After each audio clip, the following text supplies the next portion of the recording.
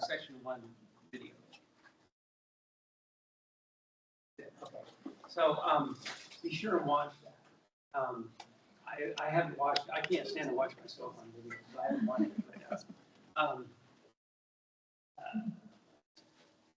if you feel confused or we'll be reviewing a lot of the Session 1 stuff. We'll be reviewing all of the Session 1 stuff right off the bat, so you'll be up to speed. All right.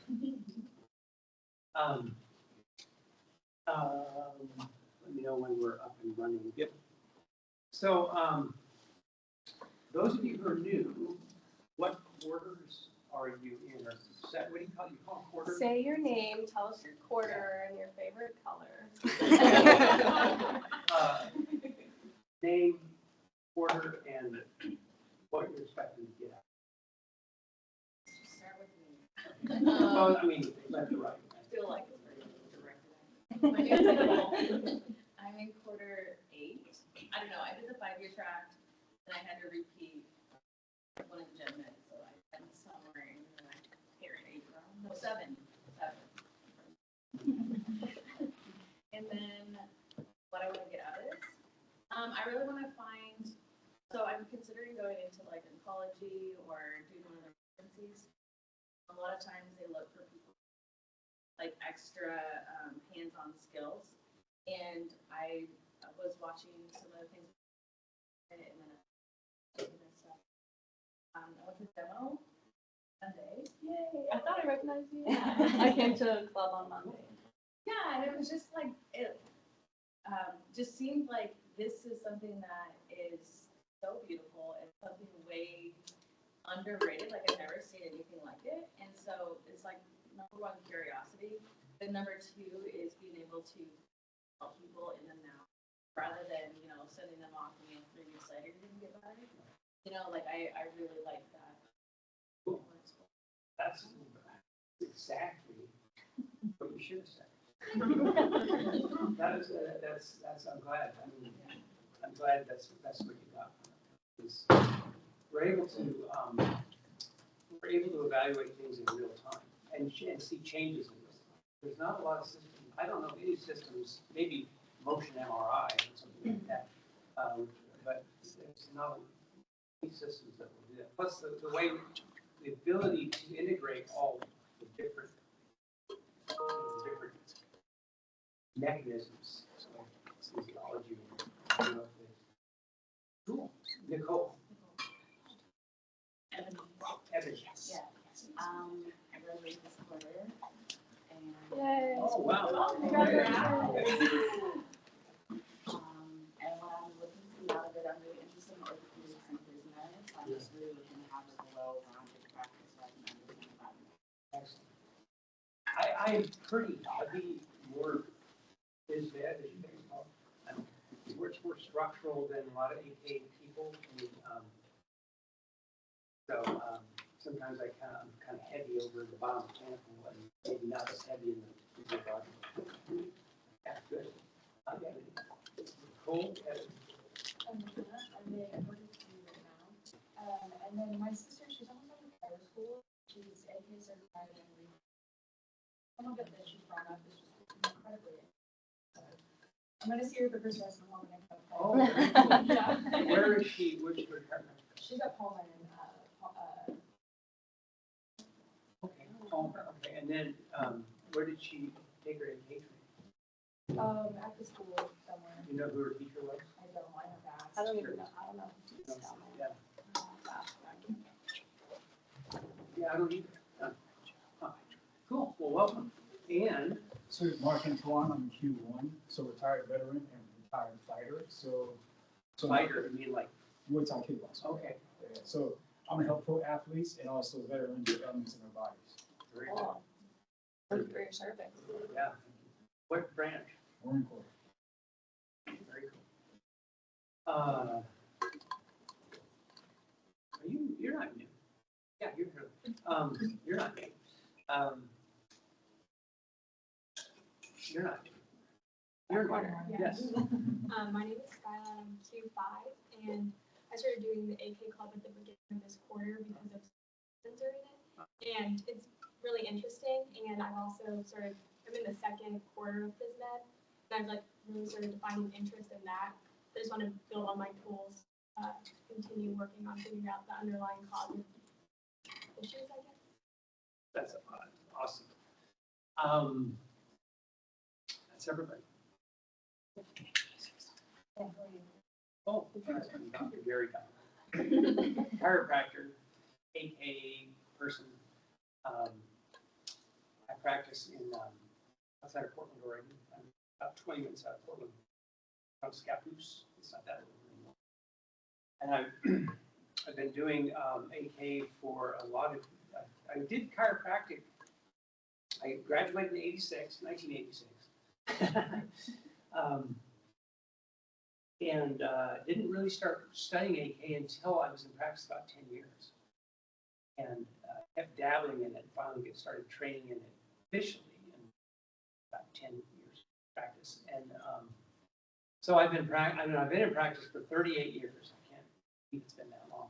And I've been doing AK majority of that time. So my practice has kind of been through different phases over the years. I was really heavy into nutrition and nutrition, lifestyle management, all that stuff. And in the last maybe, 8-10 years, I'm probably a little more structurally oriented, and I've gotten less into that. I refer a lot of that out to naturopaths because there's plenty of naturopaths in our area. They're kind of behind every push, and a lot of really good ones. Yeah, and I don't know where I'm headed next. I feel like I'm kind of on the verge of a new, like, my practice is kind of shifting again, and so I'm getting more and more excited about energetic medicine, especially as I get older. It's easier on my body to do things energetically instead of physically. Anyway, so we want to jump in. Where are we at on slides? I'm very fortunate. I always have lots of tech-savvy people. I'm not very tech-savvy. Last year, you were the go-to. Well, actually, Dean, you and Dean both. Do I have a thingy? So. And everyone knows Alyssa, right? Cool here.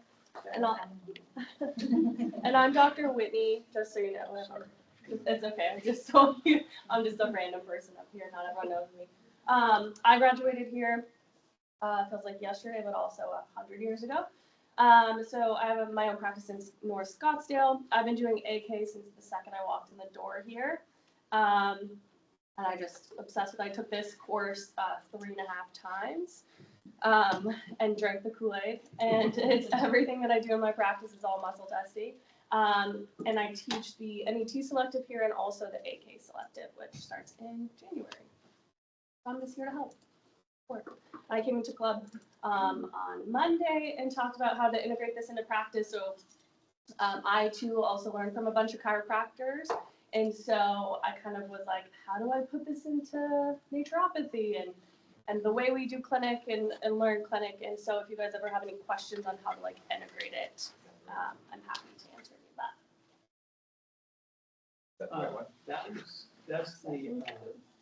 That's the start. Yeah, good. That's the one I'm referring to. Okay. So, can we do something with the lights? Maybe? I turned it back down as much. Carol, maybe there if you want to pick your. Can you guys see it okay? It's kind of really hard to see. Oh,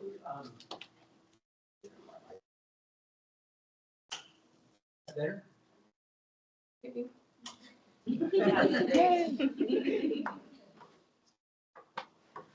That's probably our best bet, huh? You guys, now I'm really open to feedback. I've been going through these slides and kind of changing colors, and I can't seem to leave them alone. So if there's certain colors I just can't stand looking at, like over and over again. So and a lot of these slides weren't mine originally. But if you guys have any feedback, I'm really open. Because, sometimes I pick colors and contrast that are maybe hard to see. Anyway, so this is ICAK Basic Certification Course Session 2. I had to change this because I had it on my calendar as next weekend, And fortunately, Elle, at the last minute, reminded me, because we had changed it. Originally, it was going to be. And so I had my plane ticket and everything. I had to move everything up. And fortunately, everything worked out, but it was a little nerve-wracking. I hate when that stuff. And Mercury just went direct, I think. So hopefully, we're kind of back out of the woods. I blame it on Mercury being retrograde. Certainly wasn't my fault. So anyway, this is going to be just a quick review of what we went over in session 1. Not necessarily in exact order that we did it in session 1, but so these are some of the key things. Obviously, muscle testing. What we when we first started, and I do this on every patient. I evaluate their posture every visit. It takes like 3 seconds, and not always gait because I don't have sometimes I'll have them walk up and down my hallway, but last session we of course we went over the all the ins and outs of muscle testing, which we'll review again. We did postural analysis, we did gait analysis out in the hallway. That was kind of fun. We learned about therapy localization, and we learned about dynamic challenge. Does anybody have questions about the TL, what we typically refer to as TL, or dynamic challenge that was here last week? Any questions about that? Remember, dynamic challenge is going to mainly be used in the spine and in the cranium and in the jaw and in the teeth, which we'll get to down the line. We'll learn how to evaluate the and TMJ stuff. Dynamic challenge mainly in the spine because you push the vertebrae in the direction that you think it needs to go, and then you let go of it, and then you test the muscle for weakening, and that's for subluxations. Static challenge, which we also learned about, is what we can also use that in the spine, and I advocate using both when you're really trying to determine how you're going to adjust. Use both. Again, in the extremities, we use direction, meaning that we don't spring the joint and test it. We move the joint in whatever direction we think it may need to go. I mean, we challenge it, and then we test for weakening. So Doc, you said dynamic for spine and direct for extremities, yeah. We can use direct in the spine also. And I'll do a quick demo of that. But dynamic is the one that's kind of unique to AK. It's like chiropractic, there's lots of different ways of evaluating vertebrae, but the dynamic challenge thing really gets you dialed in as to what direction that vertebrae needs. Along with your other findings, your palpation findings, your X-ray valve, and all that kind of stuff. Therapy localization. Anybody have any questions on? Anybody who doesn't know what it is? A TL is when you use, and we, especially when we're first learning, we predominantly use the patient's hand over different areas of the body, and we test for either weakening or strengthening of muscle function. It's kind of a 5-cent description. But TL is one of the cornerstones of AK. Challenge, TL, and the muscle test are like kind of the 3-legged stool. I think you did answer TL. They're pressing a certain spot, and it weakens or strengthens the muscle. That can be that is. There's something there. Yeah. It can make you crazy. It can send you down rabbit holes. But when you have, so you always want to couple it with your history and your other findings. But TL tells you something's there, not what's there. It's like the metal detectors people use out on the beach or wherever, and it's like, and it, there's something, they don't know what it is. It could be just an old nail, or it could be something, of real value. So, of course, if you need a nail of great value. So, we learned how to test these muscles last time, and this slide got a little, I was trying to combine stuff. So we'll review these muscles this morning, go over them again. We're going to learn some new muscles this session, but not as many. We have about 5, I think. learn. So anyway, deltoid, these are all the upper extremity muscles that we learned last time. These are the lower or the lower body muscles that we learned. And we went through a lot of things last time. Anyway, so the AK allows us access into dysfunction in all these different areas. So, I mean, joint dysfunction, obviously with, challenge and static and dynamic challenge, postural distortion, it's all about muscle, chronic pain, inflammation, we have ways of using the Chapman reflexes and also the meridian points to evaluate things like inflammatory processes, digestive stuff. Of course, we're going to talk tomorrow about the adrenal glands, the approach to evaluating the adrenals, and also ways of helping restore their function. Huge thing. Adrenal stuff is used to teach it later in the course. Now I've moved it up because it's just so important. I think that about a lot of things, though. I would love to teach the TMJ stuff, first session, because it's so important, so impactful. Later in the course, we have ways of using muscle testing to evaluate aerobic and anaerobic dysfunction and function. Of course, I don't get too much into this, but there's some protocols for determining cognitive stuff. A lot of that we'll kind of work with when we talk about switching and neurological disorganization, which we'll talk about today. Anyway, blood sugar, fatigue, adrenal stuff, on and on it goes. Dr. Wally Schmidt, probably most of what I know about sleep stuff I've learned from him. Fortunately, he's no longer on this earth plane, but he has have a chance down the line to study with anyone that is one of his students. He was an AK diplomate and also a neurodiplomate. Anyway,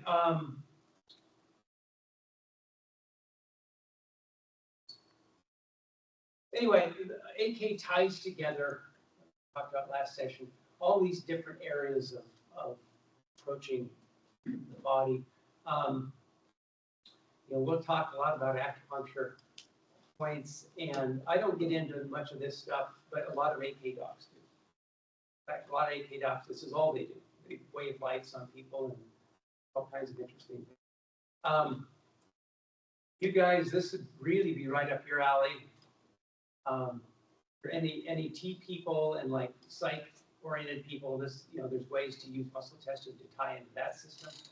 And of course, physical medicine.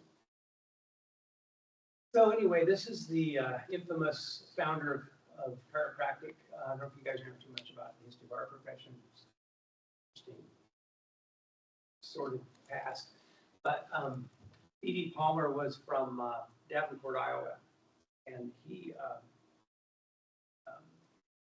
was dabbling in all kinds of things. He was using whole devices. He was doing nutrition. He actually was a grocer. That was kind of his day job. He sold fruit. And but anyway, he started experimenting with manipulation, and which had been around since cavemen. And he started seeing these correlations between other kinds of function and the spine, and of course the serendipitous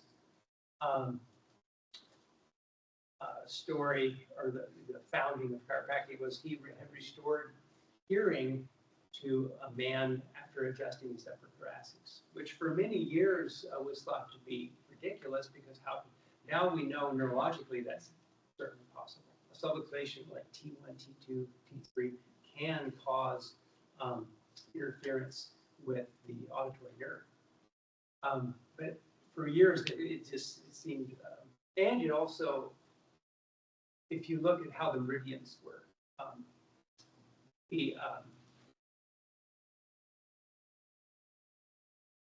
back to phi effect. Anyway, so, slide, sometimes I get ahead of my slides. There's two main categories, I have a slide that says this, there's two main categories of reasons why a muscle doesn't function the way it should. First category is there's something wrong with the muscle itself. There's some lesion in the tendon, there's something wrong with the receptors. Last session we talked about the three main kinds of receptors in a muscle that we evaluate and address.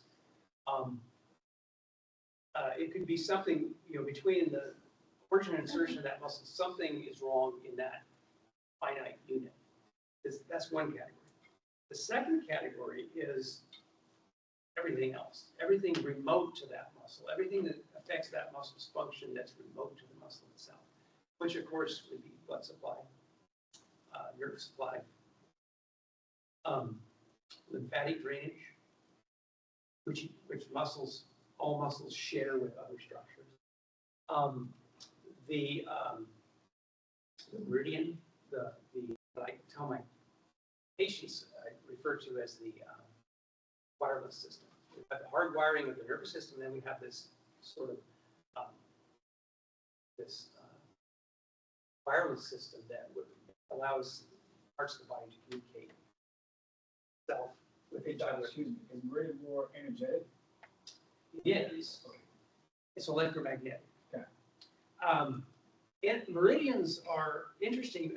This is how, and I'm for years trying to find a way to understand where the energetic functions of the body interface with the hard tissue. And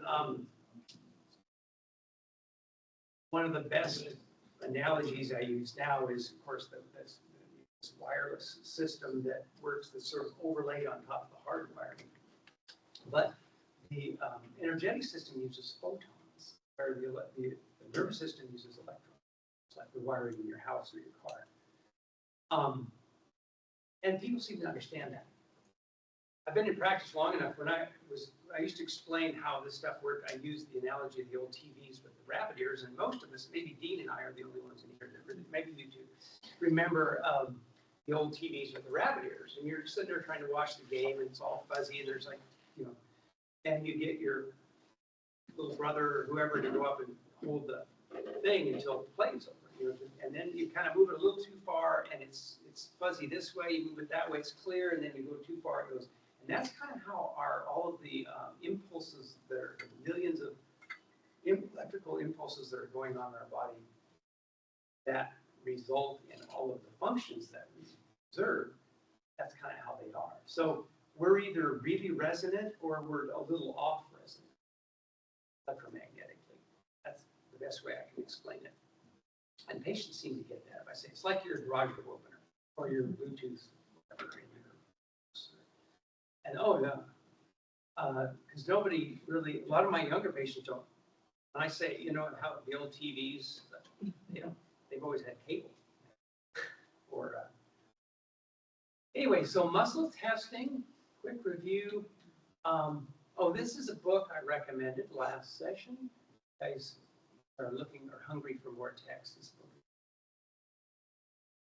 Dr. David Leaf, who we just lost this last year. So this is a normal profile of how a muscle, we're testing muscle, how a muscle responds.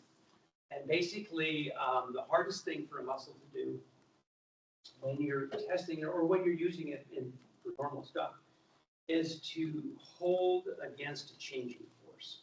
It requires a lot of neurological recalibration almost instantaneously. So when we're doing the muscle test, we start out light and we increase, it's about a 2 to 3 second crescendo of pressure. And that's sort of the scientific part of it. The rest is sort of the artistic part where you have to sort of judge how much pressure to use depending on the patient's size and strength and which muscle you're testing, how much leverage you have. But really what you're wanting to do is challenge that muscle's ability to adapt to a changing force, which is like if I pick up anything, at first I have to constantly recalibrate how much muscle contraction to use if I was going to say pick something up and I like it. Something where you can spill it. That's a great example.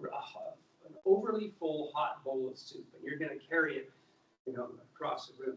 That requires a lot of neuromuscular activity to make sure you don't spill that. Anyway, my partner Jane always tells me she had it at the first analogy, working on my third or fourth. Anyway, that's a normal profile of contraction. This is a fail. It starts out, and the muscle starts out adapting, and then it loses its ability to adapt.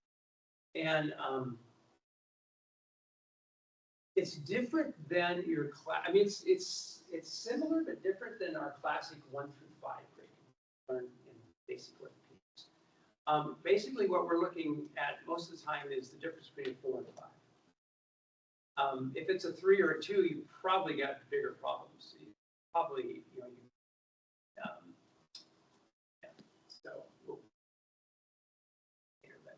So anyway, these are just a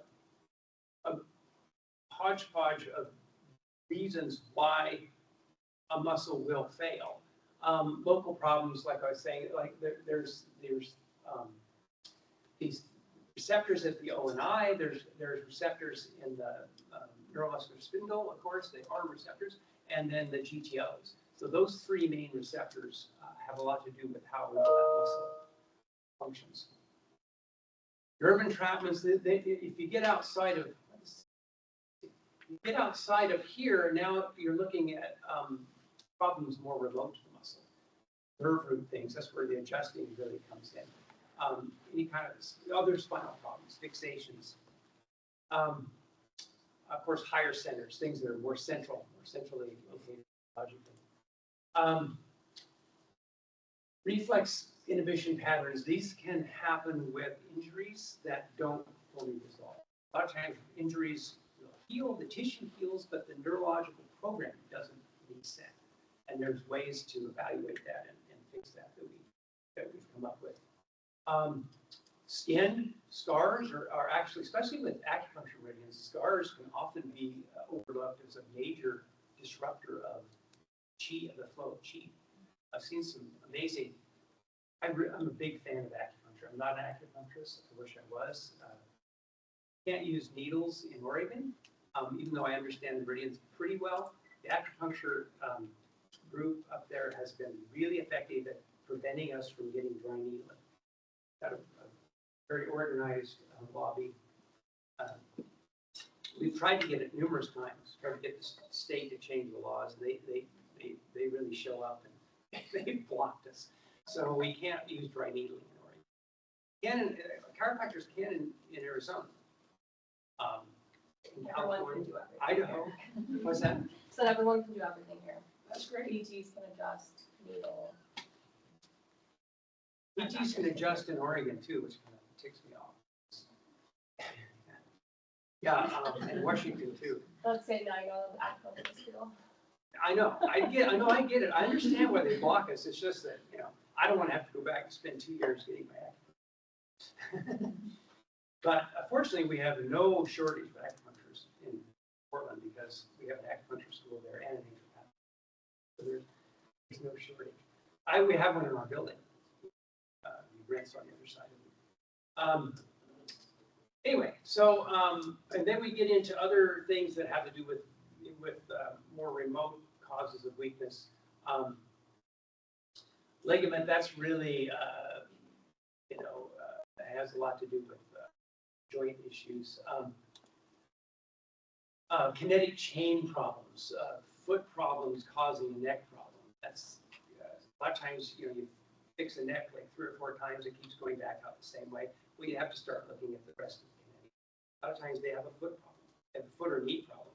A lot of times they have a knee problem because they have a foot problem. And a lot of foot problems are hip problems because of the way the muscles change in their positioning of the hip. So especially with an athlete, when they plant, they're not planting in such a way that the foot biomechanics can be optimized. Plant in a way where the foot then has to kind of adapt and compensate. Anyway, And then, of course, organ-muscle relationships. Muscles, there's still a few that we're not sure yet what their relationship is, but most of the muscles we've kind of mapped out what organ they're related to with regards to their lymphatic, shared lymphatic drainage field, which is where the neurolymphatic reflexes come in, and then also the meridian. So muscles, all muscles have some relationship to one of the meridians. And then, of course, emotions. Emotions can throw everything off. And we're going to introduce emotions a little bit this session. And a lot of you studied NET, I know. Various other things. So you're kind of ahead of the game. That. But emotions are huge because they affect us on an energetic level, but then that becomes physiological. And then you get changes in biochemistry, emotions. So if you can eliminate the tapes running, then you start to shut off the aberrant physiological response. It's all things like that. Anyway, once again, this is the slide I was looking for. So these are all the things that can cause a muscle to be weak on a local level. And these are the 5 factors, what we keep going back to in AK, we call it 5 factors. Lymphatic drainage, meridian, cranial sacral. We're going to also introduce that. Did we talk about cranial last? We didn't talk about it last session. We're going to introduce cranial, and you're going to learn, I think I'm going to teach you 4 or 5 cranial protocols. Of course, circulation. And when we talk about the neurovascular reflexes have more to do with the control of circulation at a more central level, central nervous system level. And all of those points, except for one, all of those points are on the hand. This comes from the old, those of you here last time, that comes from the old osteopathic stuff, 20s and 30s. Kind of stole that from osteopaths. And of course, spinal nerve, which is chiropractic or osteopathy or atrophy. These are the muscles once again. And these are the new muscles. And these are the new things we're going to learn in this session. So we're going to first, we're going to learn rectus abdominis first.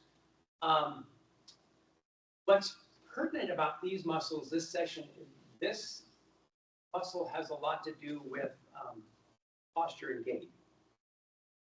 And of course,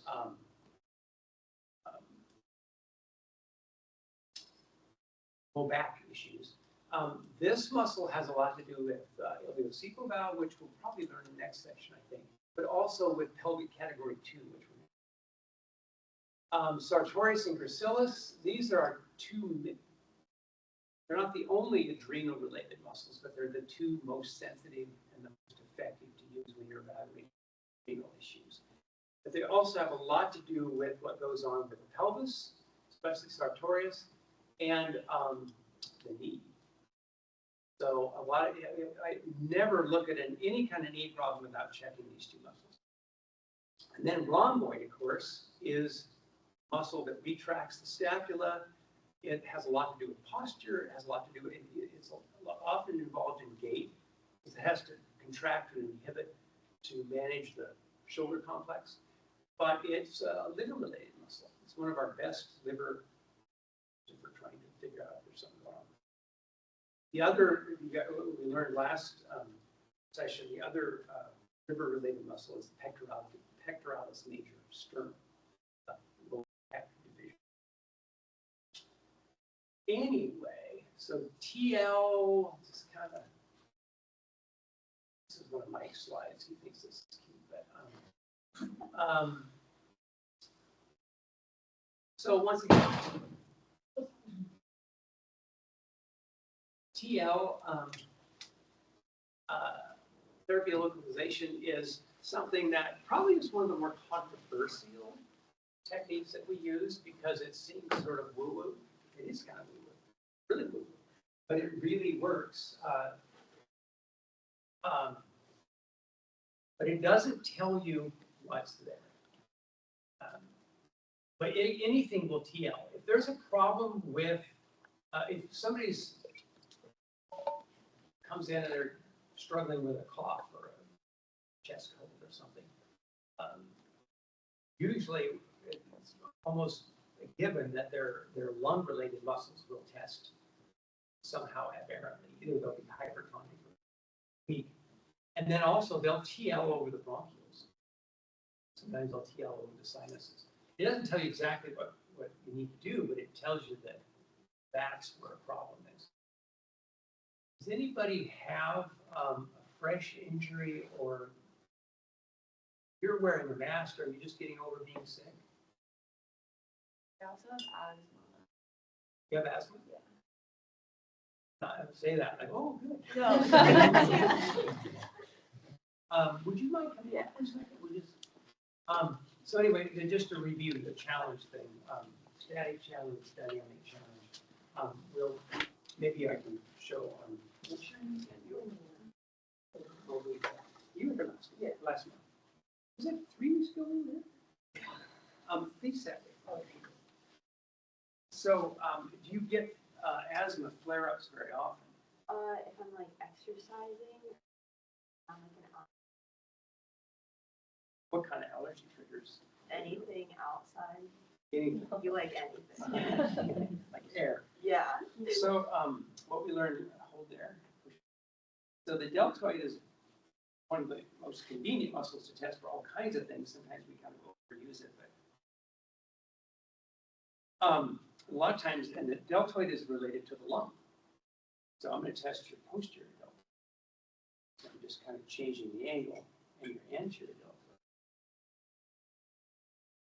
Right here, we're kind of. Now, I could go into all kinds of directions with that, but if she was a regular patient and came in and say her presenting complaint was asthma, I might start right away. I mean, I can't help myself. I got to check the joints and see if there's anything going on with the joints. And seem pretty good, but. So would you take your left hand and put it right over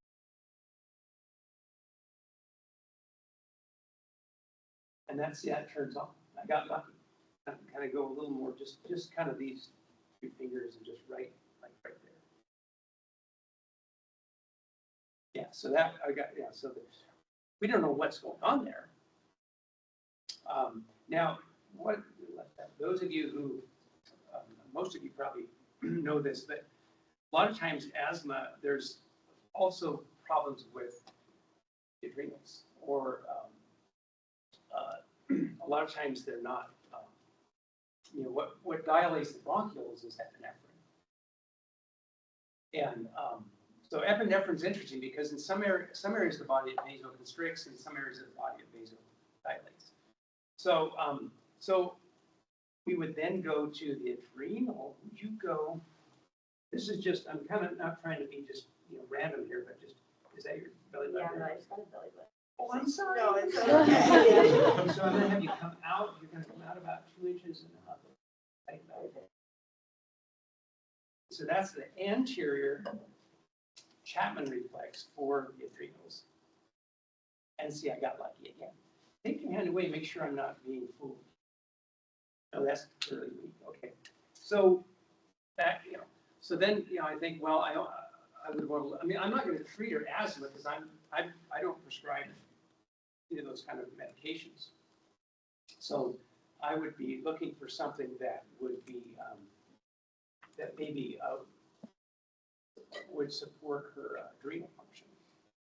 And then, of course, when you're thinking anything that has to do with epinephrine, see the back one, I'm touching her, there's a posterior, oh, there we go. So her posterior reflex is also active. So right now I know potentially there's something going on with the adrenals that's affecting your shoulder. Yeah, of course you do. Yeah, we all do. You're living in the modern age, but yeah, like you've been diagnosed. Have you ever had a salivary cortisol test? No, but we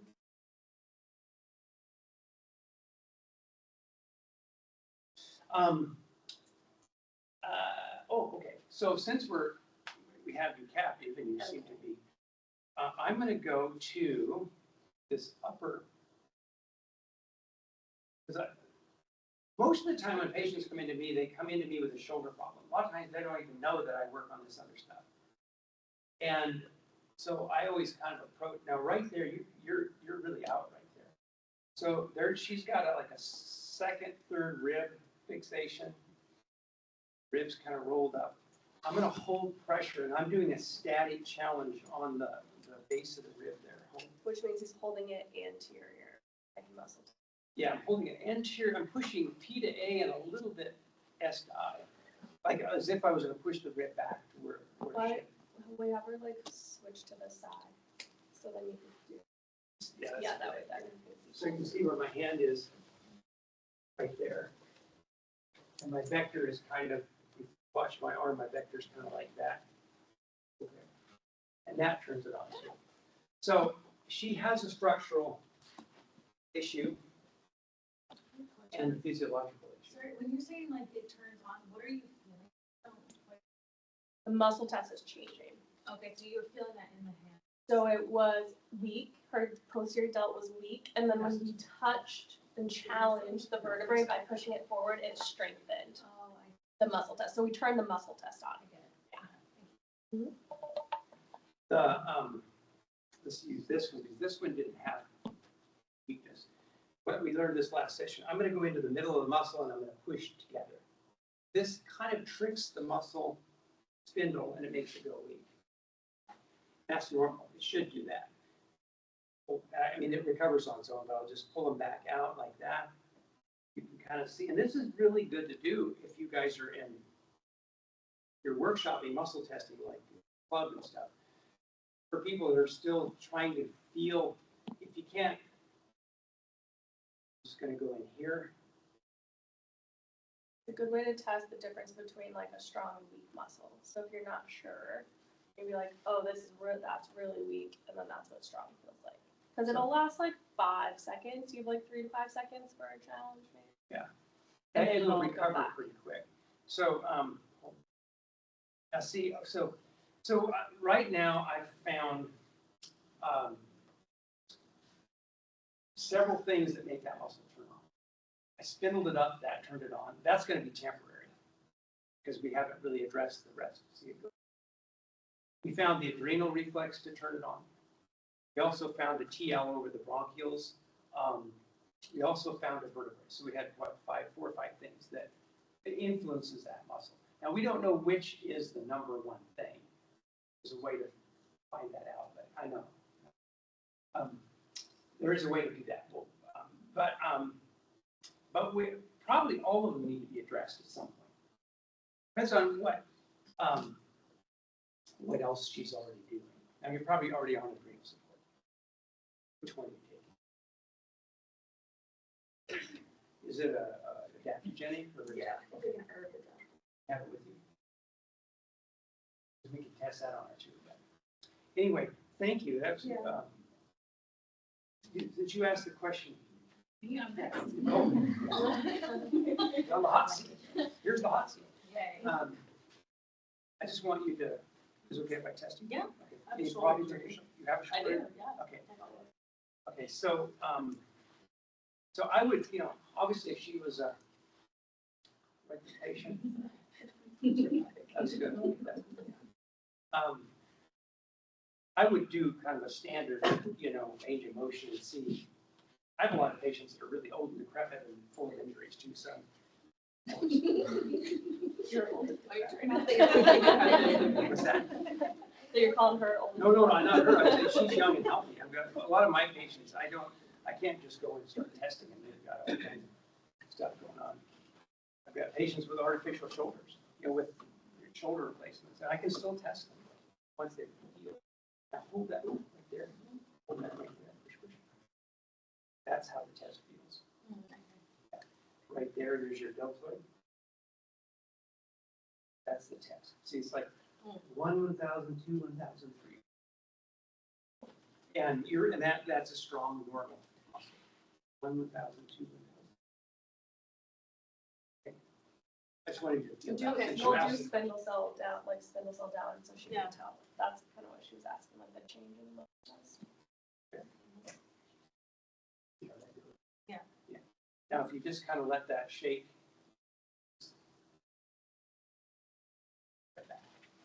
So, That's cool. now you can likewise, well, no, yeah, we're done, yeah. I just wanted to show that. It'd be fun to tear into that shoulder to see if we can, I don't mean tear, but. No, you can, I'm fine with that. Yeah. It gets better. Anyway, so,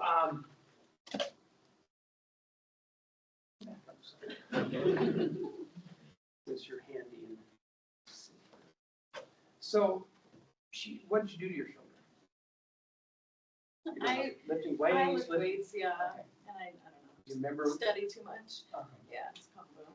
Nothing study too much. Push up. Yeah, that's the muscle we'll probably learn in a few sessions. That's the coracobrachialis. It's a really important, I had a feeling that was. So I'm going to go into, now we could do the same thing we did with you where we look at, this is also a lung-related muscle. We could look at stuff, we could look at, but I'm going to go right into the muscle. It's tender. And I'm going to go into the middle of that muscle. Remember that coracobrachialis is pretty thin. It's like a small little muscle. Oft overlooked. There. Yeah, see that turned right eye. I just spindled that up. So you can feel what it's like when you have start with a weak muscle and then spindle it up. Make sure it stays.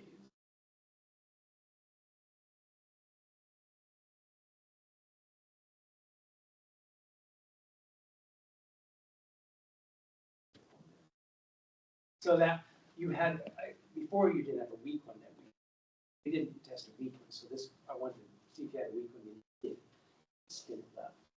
And we'll see if it stayed. That might be all it needs, just a wake-up call. So far, it's still holding. Oh. So a lot of times spindling up, which we use to test to see if the muscle is great, is also a treatment. I do it all day long on patients. I'll get done adjusting, and then there'll still be some muscles that I need to kind of clean up, and I'll end up just going through and spindling them up and maybe doing some O&I, just some of the most basic things that we learned in AK, which we did last session. Does everyone remember spindle cell up and down? Okay. Spindle cell, We spindle cell up, a weak muscle, and spindle cell down, strong muscle. right. Spread apart to strengthen, push together to weaken. With the GTOs, which is in the musculotendinous junction, they're just the opposite. So to strengthen, if the GTO is the reason why the muscle is failing, you press towards the center, strengthen, and away to weaken. The O and I, the origin insertion, there's no direction. Just push it right at what you're trying to do is, the idea is with the O and I, this is review from last session, is that where the tendon ties into the periosteum, those fibers have gotten disrupted, sort of frayed and loosened. And so you're trying to push it down in to get the glue to be set, kind of like if you making some craft thing and it started to come apart, and you press it down to get, that idea is what I think. Okay, static challenge. This is what we would do with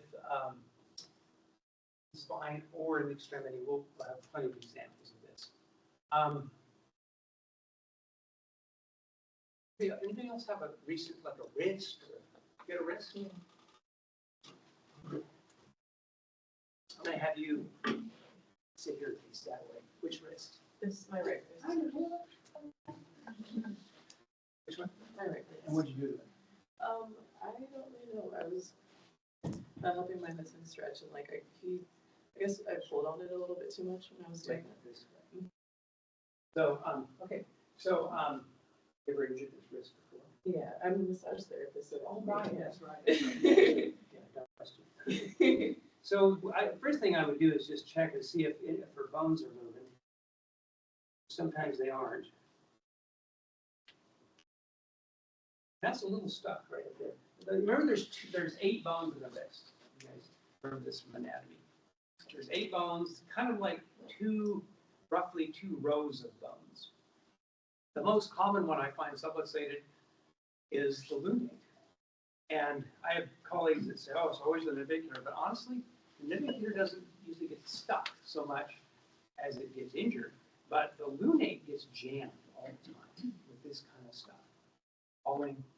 So I'm going to use static challenge, if I can do it without blocking.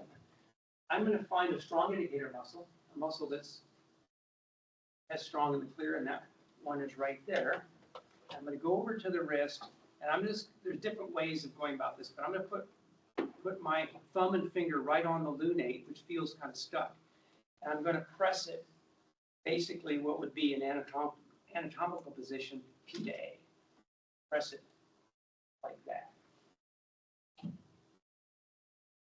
I'm going to press it a little bit, P to A, and a little bit. There it is. What I did is I pushed it kind of this way. First I pushed it this way, and then I pushed it this way. If I pushed it this way, you went weak. Now it will cause the body to go globally weak. Subluxation in the extremities or in the spine, when it's activated, can cause global weakness.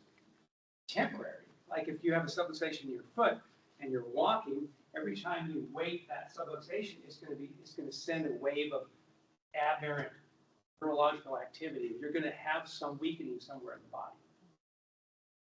The body's got so many different muscles and different ways it can compensate that usually we don't just fall down. But so that's an example of a static challenge in the extremity. Now, I would then go to the wrist. We'll learn all these tests. Grab my hand. Grab my hand. Please. Elbow straight. This is the supinator muscle. Keep the elbow completely straight, and I try to. And that's not bad. Yeah. It's not bad. Now this is the pronator teres. Grab my hand. The elbow. Yeah, there you go. There. Arm wrestling.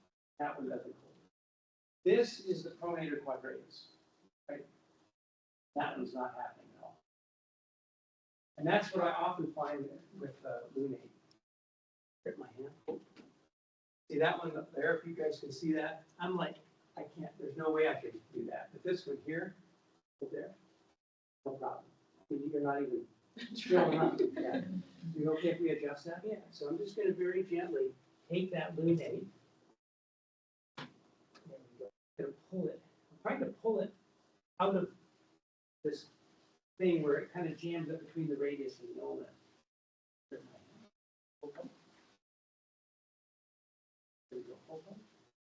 Coming back on. Now, if we go into the actual muscle, a lot of times you'll find trigger points where that pronator quadratus. This is one of the most common wrist problems I find, honestly. I probably find these every day. Yeah. So this is basically O and I.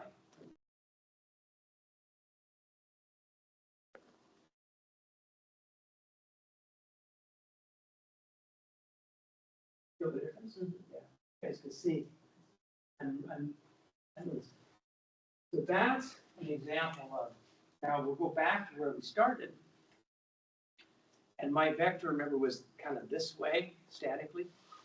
I actually just felt it move. Yeah. So it's kind of wiggling in there now a little bit.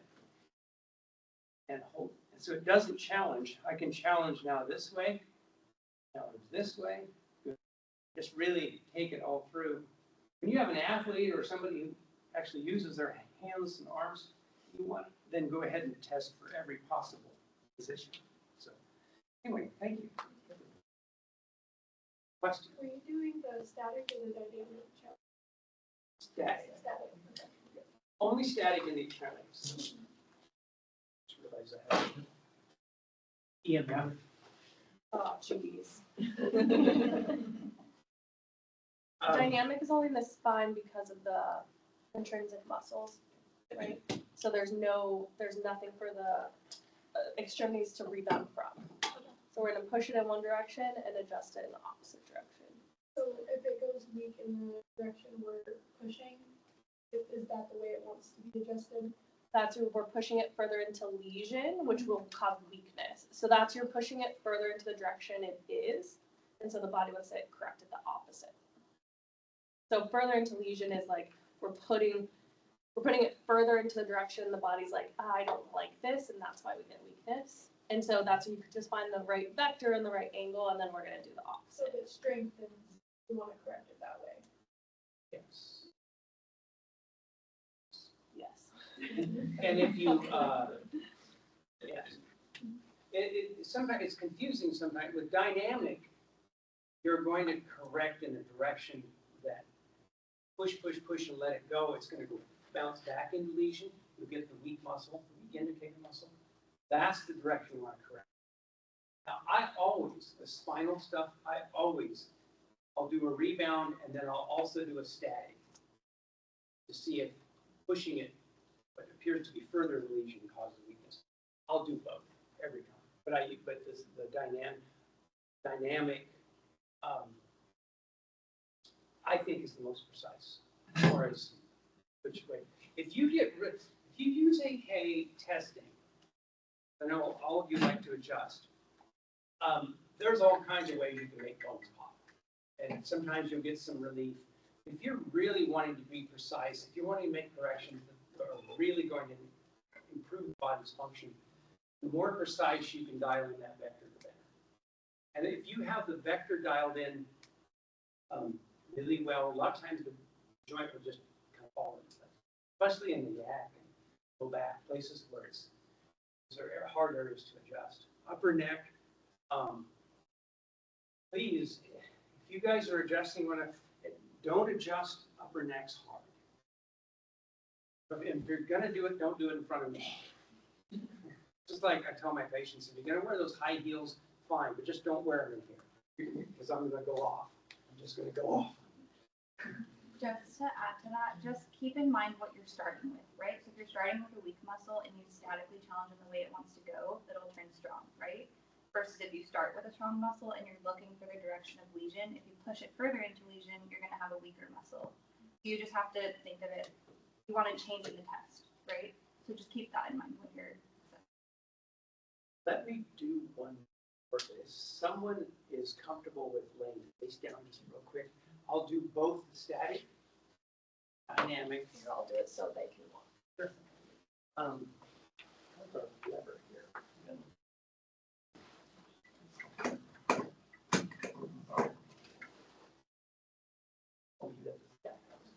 So, okay, so first we're going to do the dynamic challenge. Now, I don't know. So I'm going to I want a strong indicator muscle. And what's the most convenient when you have a patient in this position? Of course, we learned this last time, is the hamstring. Just to review, your hamstring is a little wobbly. So I'm not going to use that. Now, if she comes into me with a knee problem, I want to know why that's weak, and I'll get to that. But right now, I just want a strong indicator muscle. There. That one's so those aren't real happy right now. Pushing this way. This is the piriformis. Remember we learned this last time, and that one's really snug. Yeah, both of those are good. So I'll use the piriformis. Piriformis is related to the pericardium meridian. It's related to the reproductive organs, like the glute max, glute min, like the adductors, like the the gastroc and those are all on the pericardium meridian. So when you have a number of muscles that are piriformis, glutes, gastroc, start thinking endocrine. Think endocrine. Adrenal, gonadal, thyroid maybe. But we won't go there right now. We just want to find out and see if there's a. Now, can you take your hand and put it on your low back?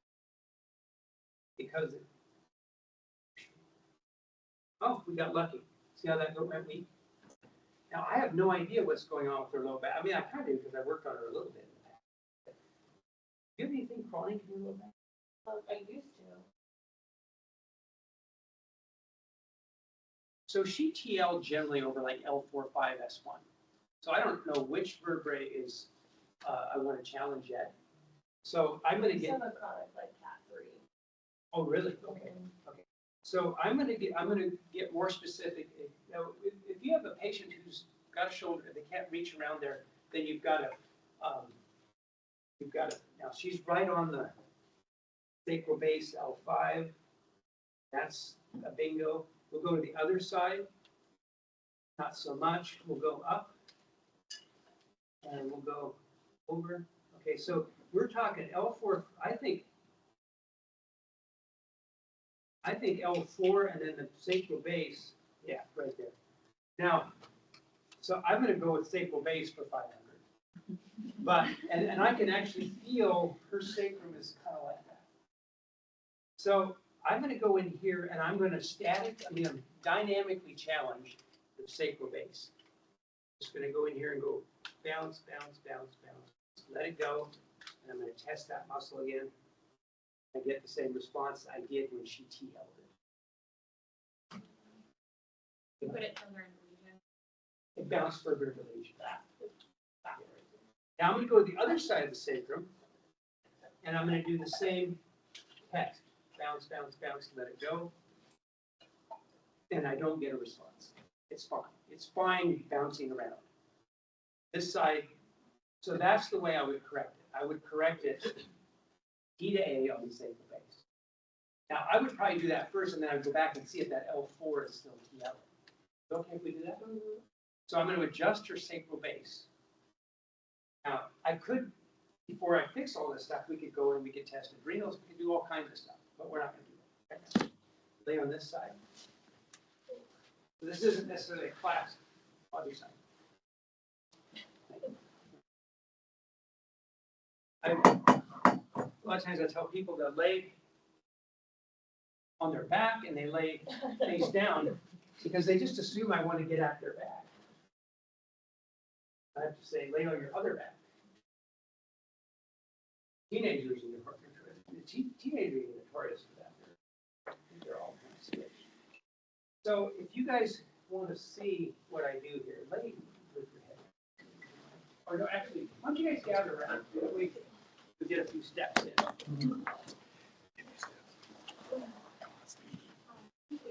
So I know everybody's got different ideas how to adjust. With a sacrum, if the sacrum is just rotated, like yours appears to be, I do kind of straight to A. If it's rotated and tipped, then a lot of times I'll use it. Like if hers was rotated this way and like this, I would probably bring her way over and I would get under the apex and I would lift that this way. So, but I think it's pretty straightforward. Okay. Let yourself kind of go. I'm going to make sure I'm not hurting. I know, you told me that every time I work out. And you're right. So I need to make sure I don't have too much slack in there. So I'm going to get right on the base. I'm going to load it up. Then I'm going to just walk her back and forth. Sometimes, there. And that looked really blue-like. Okay. Yeah. But it was hard to move. Now, those of you who like drop table, I personally don't like drop pressure that much, but that would be a perfect thing to use on a drop table. If I use it. So we'll go back where we started. Strong indicator muscle. TL the area, please. It doesn't TL now. There you go. Come up a little higher. You still have something there, and that's the L4, I think, right, or L5. Yeah, it's L5. So we didn't get it all. Now, L5 is very difficult to get at, right? In fact, with some people, you can't really get at it. So, but I'm going to try to go left to right and right to left. It feels like it might need to go this way. So I'm going to challenge it that way. Sometimes you don't know. Challenge it both ways and see what you find. But I'm going to challenge it right to left back here. I got lucky. Now, challenge it left to right. Okay, so we know it needs to go this way. Now, I don't want to put her on her side and beep on her again. Yeah. So I'm going to do this, and I'm going to have you take a deep breath in. Hold the breath. Hold the breath. And the breath in negates it. Breathe out. Begin. So we're going to do a respiratory correction. So respiratory correction, go in the direction of challenge. Go ahead and breathe in. On the phase of respiration, hear me say that. No,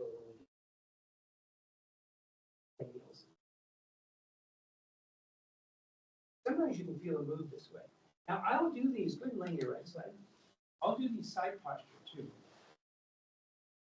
Respiratory adjustments. Instead of like reefing on her, I'll get on that vertebrae just like I was going to adjust it. And then I'll just have you breathe in. Let it go. In. I'm just pulling it. And breathe in.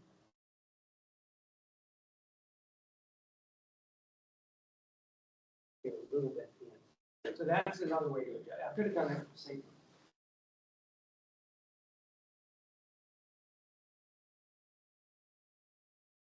Now, TL, please. Come up.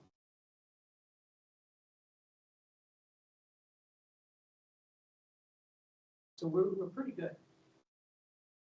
Give it, yeah, a general TL. Perfect. So that's an example. Now, one thing I didn't do, but I was going to do, I was going to statically challenge it too, and I didn't verify. But let's see, you might have something else. There's always more. There's a little stuff there. She can't TL that, so I'm going to go straight in and I'm going to challenge it this way. This is a little tricky. I got to use my. So if I press left or right, it doesn't do anything. If I press right to left. So it's statically challenging this way. Now, I think it needs to go this way, right? Because it needs to go opposite to the static challenge. If I go in here and I go challenge, challenge, challenge, dynamically, get the same result. So that works. That makes sense. It's it appears to be my guess. Probably if we checked your SOAS, lay it back. It's rotated. It's rotated.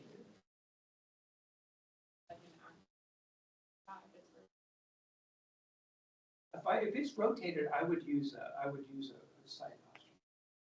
Now it's hard in thoracics, but I'll let's check your.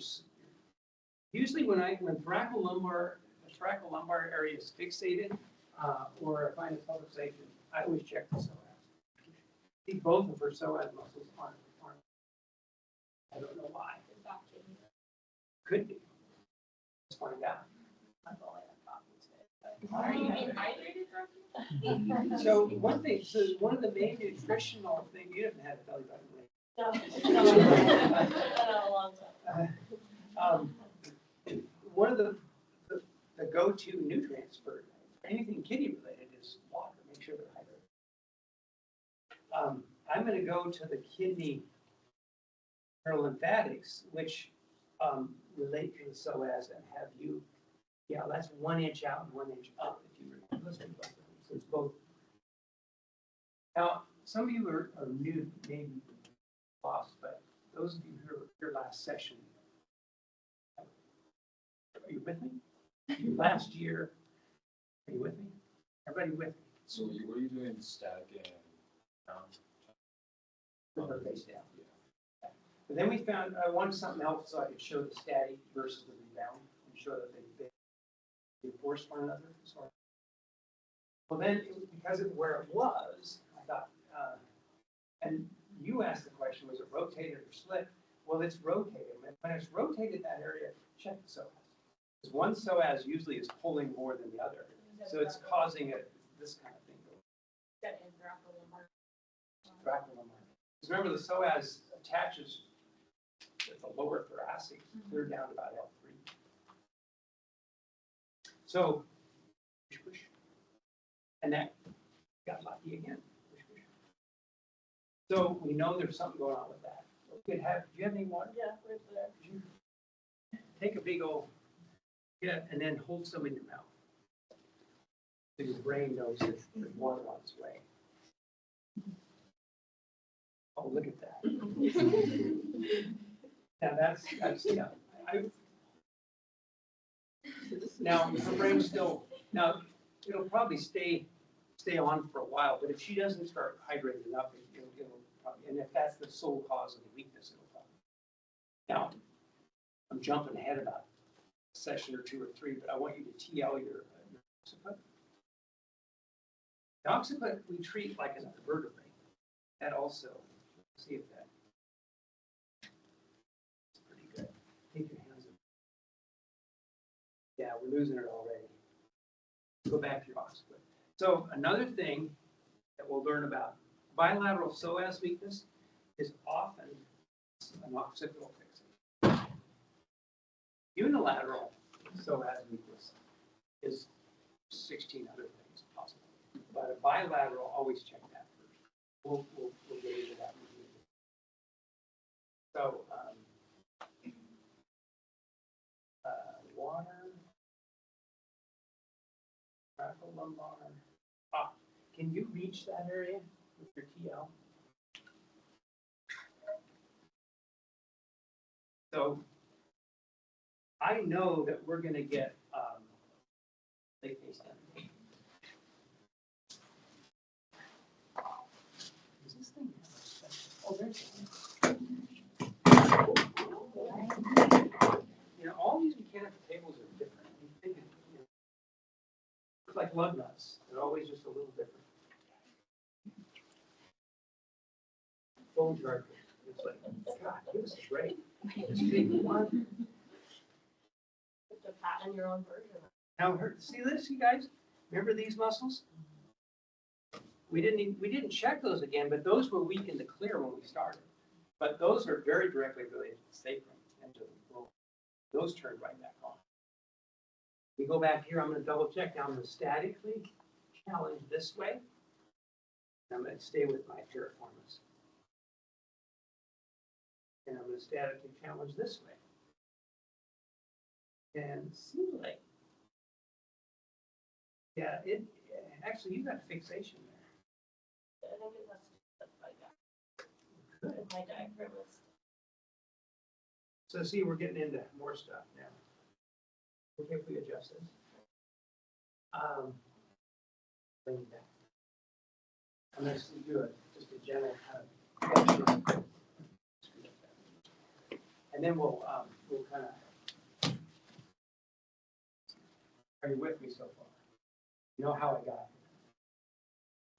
Now, what do we expect to find? Once I adjust this, if I get a good adjustment on it, what do we expect? What do we expect to find? We expect that won't challenge anymore and it won't TL anymore. And hopefully she'll have better function.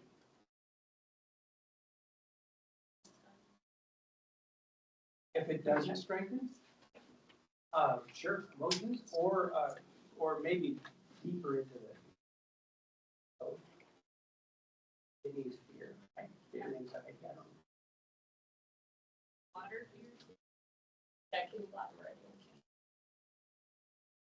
So, but we also know that occiput could be a plate.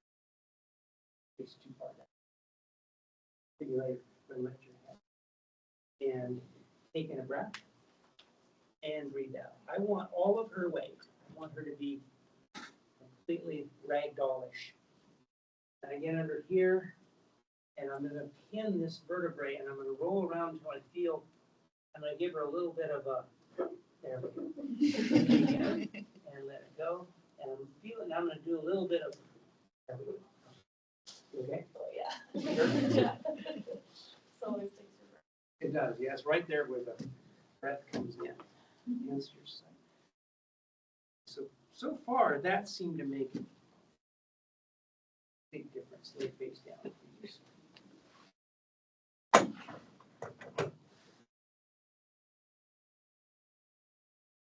So here, stay with the same indicator muscle that's been reliable.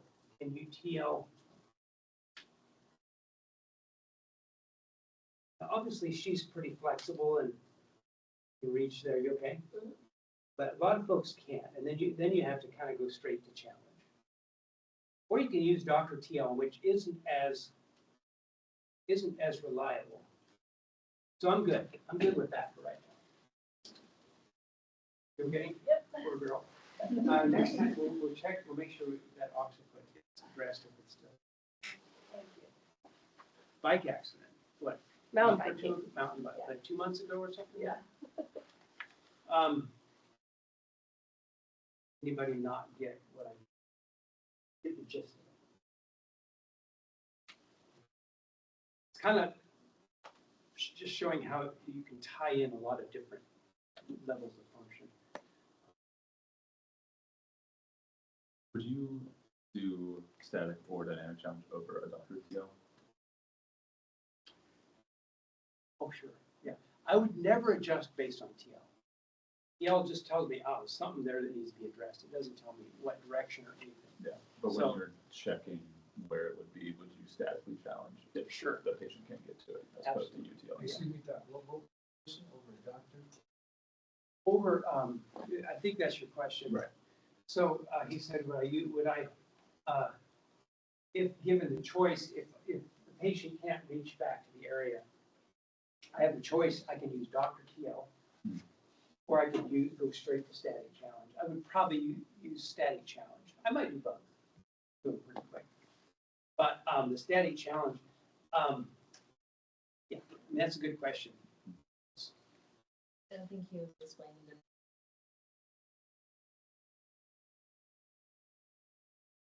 It's just electromagnetically a clearer connection.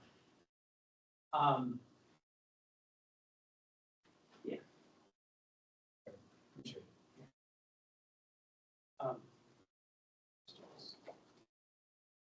Greetings. Anybody else? Okay. Well, we'll move on into something a little more. Well, thank you.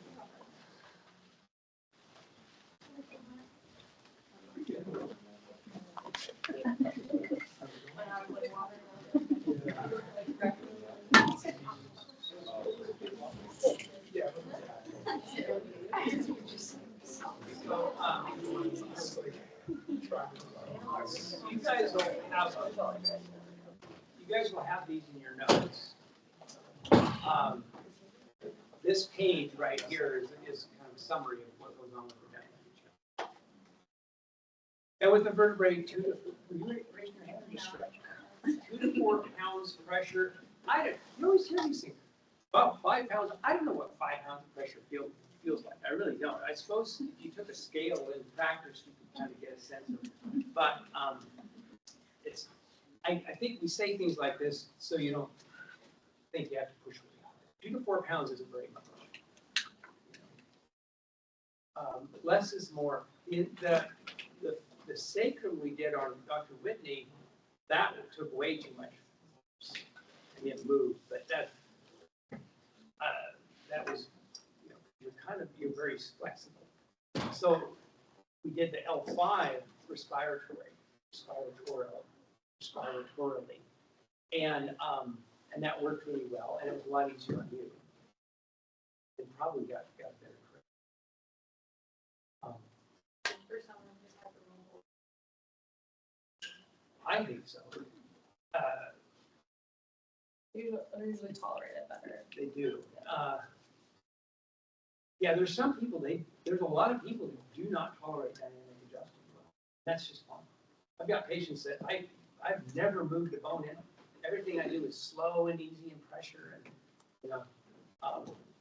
Then I got people that if I don't crack every bone in their spine, they don't feel like they're getting their lungs. And so I just make sure I make lots of noise and then they're happy. But that's kind of the other end of the spectrum. So anyway, that's the respiratory correction right there. This is money, and you can use it anywhere in the body, especially extremities. And of course, with extremities, you're going to challenge for a weakening, and then you're going to correct in the opposite direction. And you can use respiratory, like on your wrist, somebody's wrist. Is it your wrist? Okay. We could have done, we did more aggressive adjusting, but we could have done respiratory. Anyway, it's great for old people, kids, sensitive people, hypermobile people. You're not hypermobile, you're just very springy.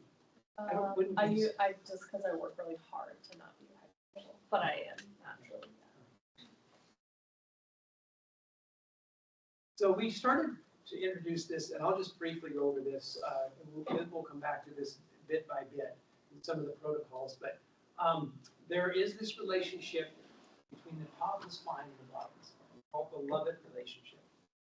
And I think it was Desjardins, the founder of, yes, it was, the founder of SOT, who came up with this. And what he found was that when you found a subluxation, say at C1, you're also going to find a corresponding subluxation. So if you are trying to be thorough in the spine and you say you find a T4, well then I think you go to T7, or T8, T4, 5. Yeah, is that, I thought it was T5, 6. Let's see. I don't know, we looked at last time. So this is how, you can just have, when you workshop this, just have this handy. Atlas and L5, Axis L4 as it goes. T5, T6, I think is where the where the Lovets are right next to one another. They're just like T5, 6, and then it's just a relationship that the spine has when one thing goes out. Very often another thing goes out. These are supposed to be tricks to help you remember. I forget all that. Just remember C1 and L5. That's pretty much how I find it. Is like cervical, sacral, lumbar. Yeah. And then it's like if they have neck pain, sometimes they won't test to adjust it until they go and fix the sacrum, and then that'll pop up. So they'll be like, this feels like it really needs something, but it's not testing, so we're not going to adjust it. But then I go fix. Sometimes I have to turn some muscles on, then for the sacrum to show, and then the sacrum shows, and then the neck shows. So it's kind of like you got to follow the muscle test of what needs to be done in what order. It's like whack-a-mole. Yeah. And but you always challenge. I mean, if you find a C, you don't just automatically adjust L5. You TL it and then challenge it and adjust it. Often, especially when you're doing respiratory corrections, I think this is really handy. Find one subluxation, you correct it, and doing respiratory, I think it really. So this is another connection here. These are sort of general guidelines. If you find a subluxation T2, check subscapular. There's these kind of hard, fast relationships that have been established down through time. Interestingly enough, T4 coracobrachialis is the one we just worked on, I think. And then popliteus, interestingly. So there's this classic connection in chiropractic between T4 and the gallbladder. Popliteus is a gallbladder-related muscle, even though it's clear down here. One knows, no, it has to do with the meridian. But people always ask, why are we down there? No one knows. And this is the meridian spinal level. So T3, 4, think, check lung meridian, or if you're, this has to do with the associated points on the bladder meridian. Back shooting points, yeah. Those of you who are acupuncture. So this is just another place where structure and physiology, or structure and organ function, where the paths cross. Anyway, this is all in your notes. Lung, always think deltoids, anterior serratus, coracobrachialis.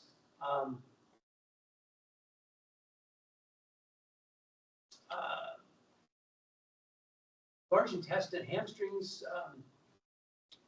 QL. Did we do the Q? We didn't do the QL last time. This is like, these are lower and middle traps, triceps, lats. Think, if somebody's just getting over a flu or something, a lot of times their spleen meridian is still trying to get back up and running. Teres minor, I use a lot as an indicator muscle, but it's very sensitive to what goes on with the triple and the thyroid. Teres minor is our classic thyroid-related muscle in AK.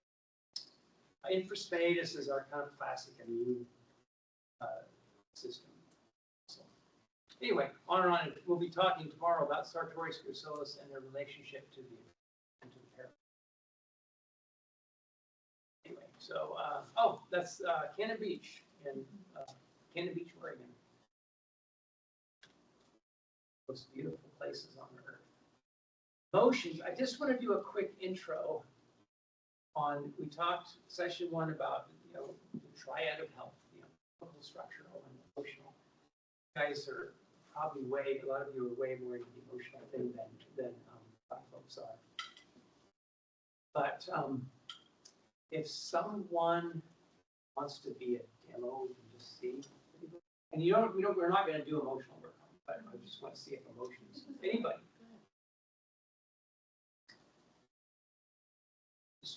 These points are neurovascular. Remember the 5 factors? One of the 5 factors is neurovascular. And the reflexes that go along with neurovascular, we would call Bennett points. Bennett points for neurovascular, Chapman's reflexes for neurovascular. Those are the old terms. So I'll use Chapman and Bennett interchangeably. So do you have any recent injuries or any old neck injuries? Sweet back just a little bit. So I have no history. I know nothing. I mean, I don't know. She didn't come to me with a problem.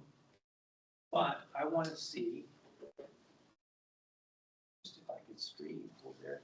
I'm using the Delta because it's handy. It's very, very handy. Those of you who were here last session, what am I testing? SEM. I think I heard SEM. Feel free to speak out. If you say the wrong thing, I won't. Now, those of you who were here last session or who sat through the video, right there, what am I testing now? Davis. So no problem there. Okay, so shoulder up. What am I testing now? Which trap?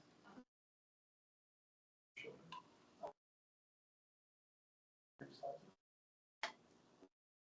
Okay, so those are all intact. Let's go down here. We're going to do a seated piriformis, or just a hair. Hands off your body. Chin. So that's strong and clear. Just put your hand over it. So what she's doing, she's covering those neurovascular.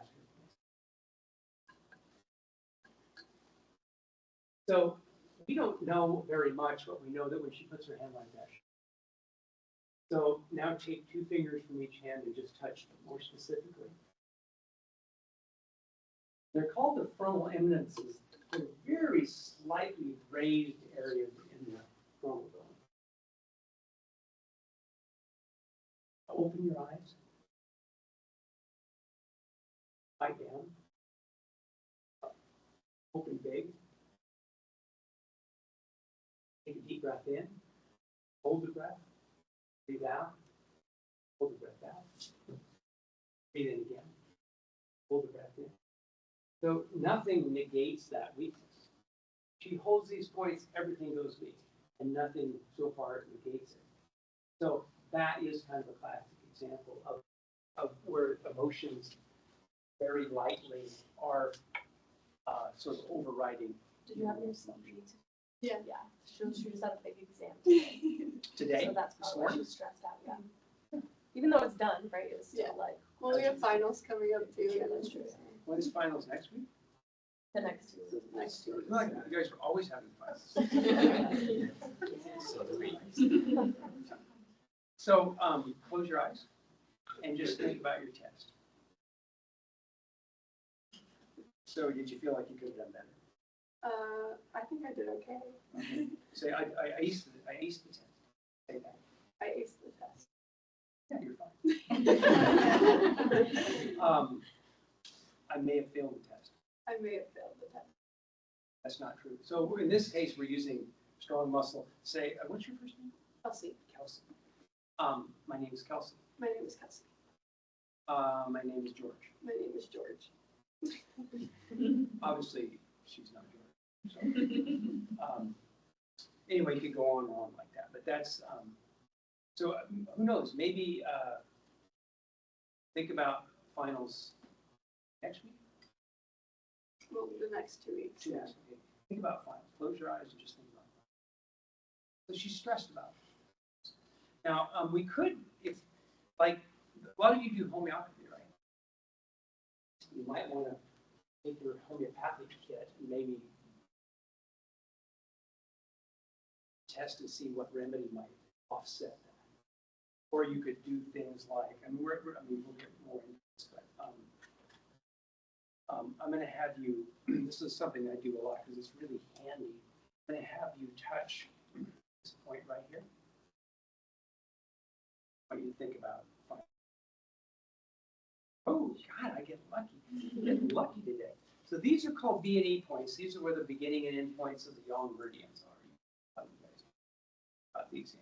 I mean, finals. Not that one. You could go to all of them. Sometimes you can do two that into your bladder points. Right here? Right. The inner campus. There you go. Think about finals. Oh, that's better too. So go to, I mean, that's probably some, I'm going to hold her, go ahead and hold that point there. And then go to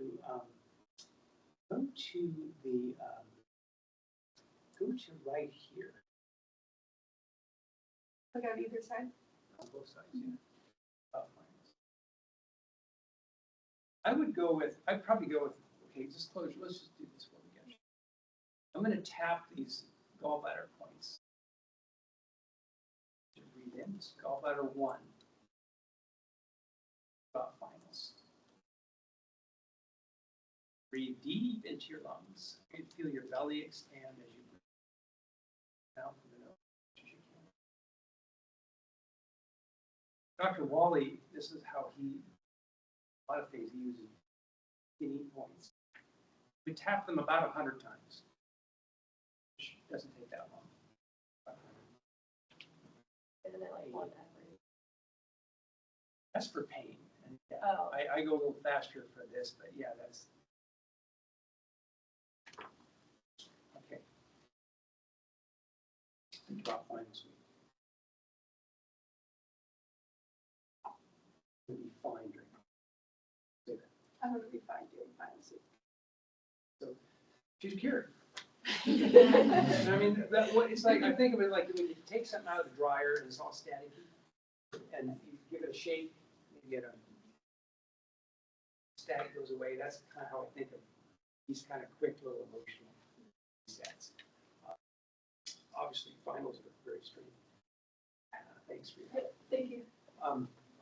My second daughter, who's now 40, was born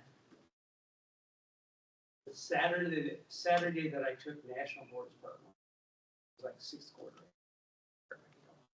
We finished the exams at like 4:30 in the afternoon. I was calling home. My wife was timing for contractions. And in case I had to leave, you know, we had like 4 or 5 different exams. Finally got through all the exams, got home, about 5-ish, and Mariah was born at 8:30. And the next week was finals week. So I was in rough shape that. We had a brand new baby, and I was trying to do finals. That was crazy. So anyway, those are just as an intro.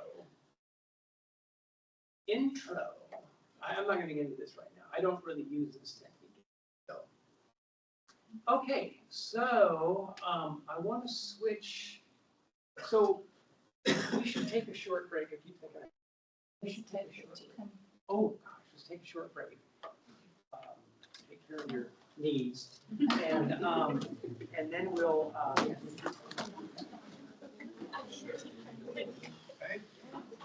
And then we'll run through session 1 muscles quickly, and we'll learn the new muscles, which we'll review again tomorrow.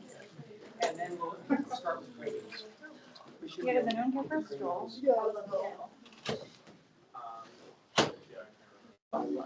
Here we go.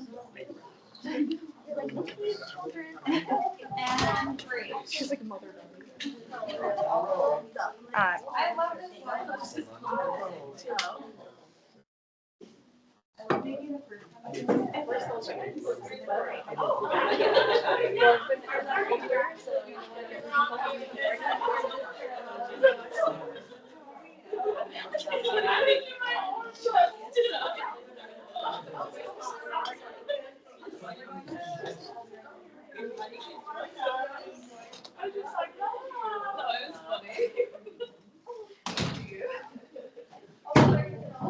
Thanks for getting the weight. I went all the way to the other side to get something softer because everyone just wants I was thinking, okay, what's gonna hold that? It was only, I only saw 3 pounds. Oh, did you get bigger one? Yeah, I got 25 pounds. Oh, okay. I got one of those. I was like, you could only find 3 pounds in a middle of I that. was trying to soft little triangle. It was all the way to the stomach. So I was like, I was gonna bring one. I have a. I was trying to do it quietly and it kept feeling loud. I was like, this is my nightmare. Good morning, good morning. Yeah. I was like, I just came in the light. I was gonna get the other one and probably back for it, but it seems temperature-wise seems to be okay. Maybe I will get that one.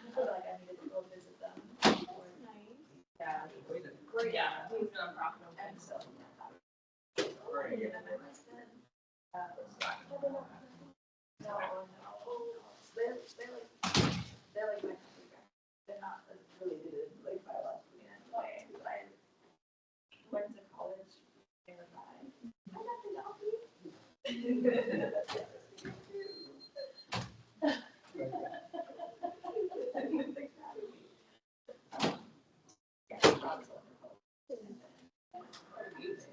Question, but not Yeah. I should.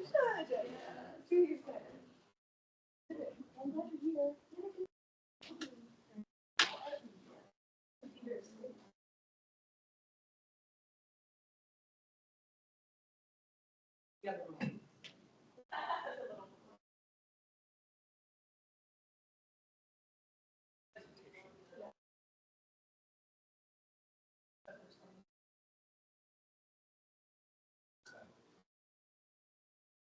I don't really right? So part of it could be like she has never tasted before. She also was doing all these people, right? So like her nervous system was like, this isn't safe. And that'll happen in the clinic too. They'll be like, what are you thinking about? Or like, what's going on? Part of it is just like, I rarely have that trouble now because this is where, you know. Other times I'll do sometimes the homeopathy, I do flower essences. You just take a deep breath, like flower essence sometimes pass, like.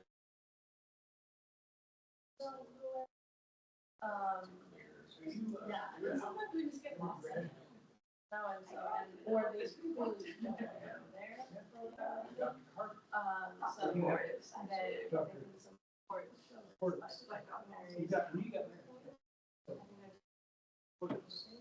Whatever it is, they don't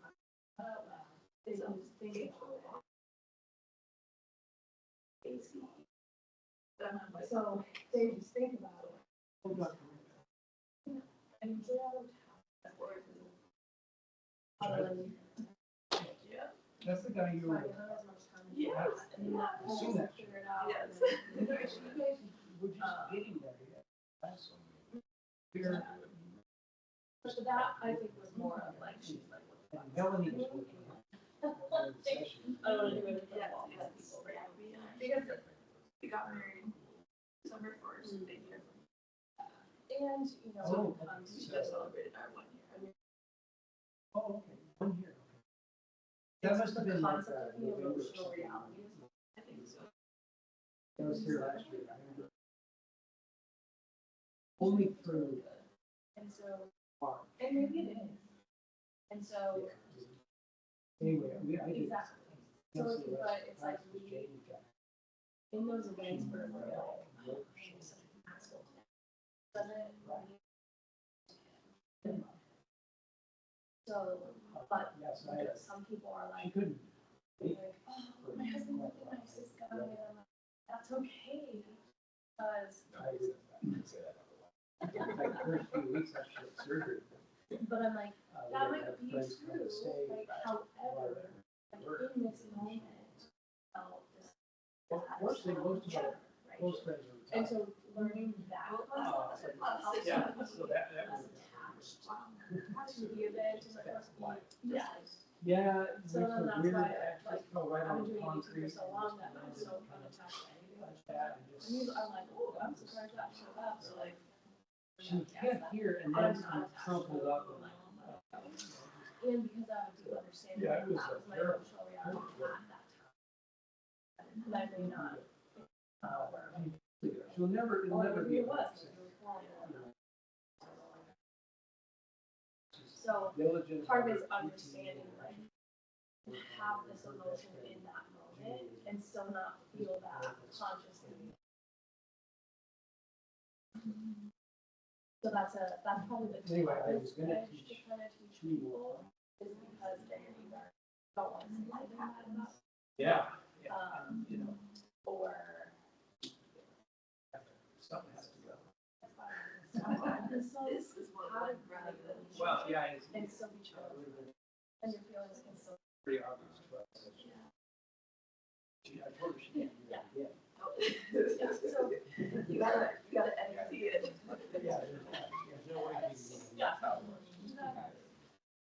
Yeah, so it was a little bit of that. It's, you know, this person.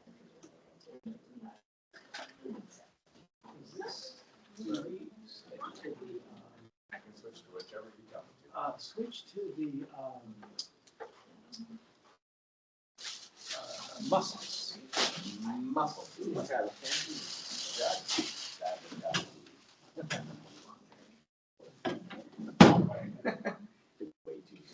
Yeah. Well, it's prettier. It's a serious hydration device.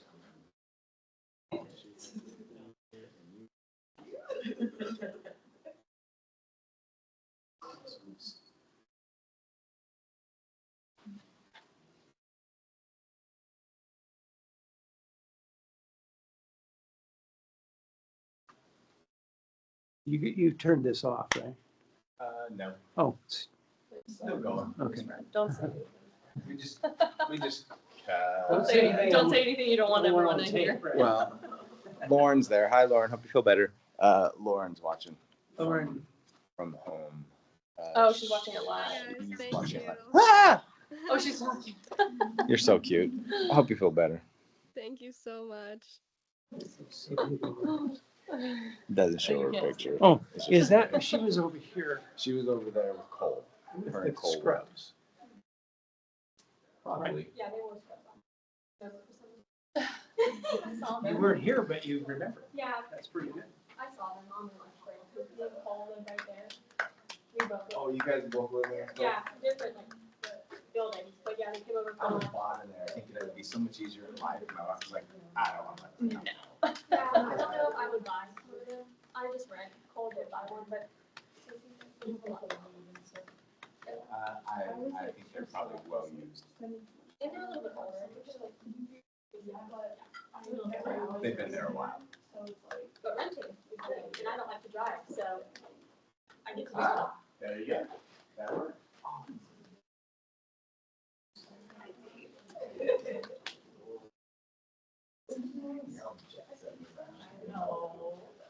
So I'm 1 month. 1 month in. Oh, yeah, I'm done. Pension. What? I'm pension. You waited too long. So I've been trying to figure out what's the lesson here, but yeah, she's fantastic. She's literally pulled the trigger. It was time to write. Literally.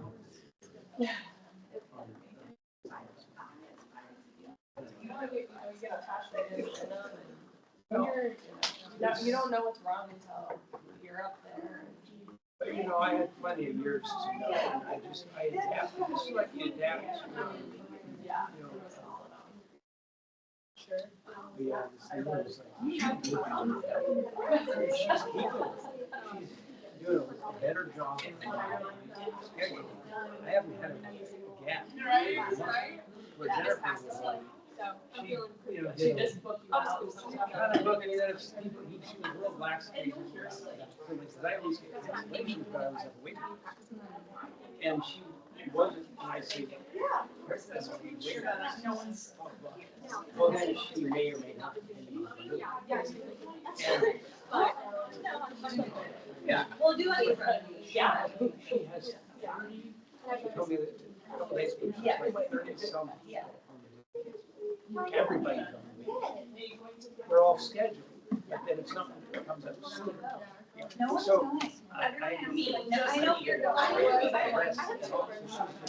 Which is great. Yeah. And, Yeah, I don't think she's figured out a bunch of stuff, she had a bunch of stuff screwed up. Yeah. I was like, should it be like she was like, is that rude? She was in, she was letting all the way. Like people, she was right. So yeah. That's disgusting. I love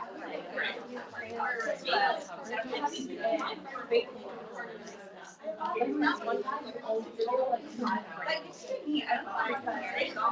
One grade and I was like, well, here's like, oh yeah, when I was like, you're enough to every week. I put this and like figured out all of these things.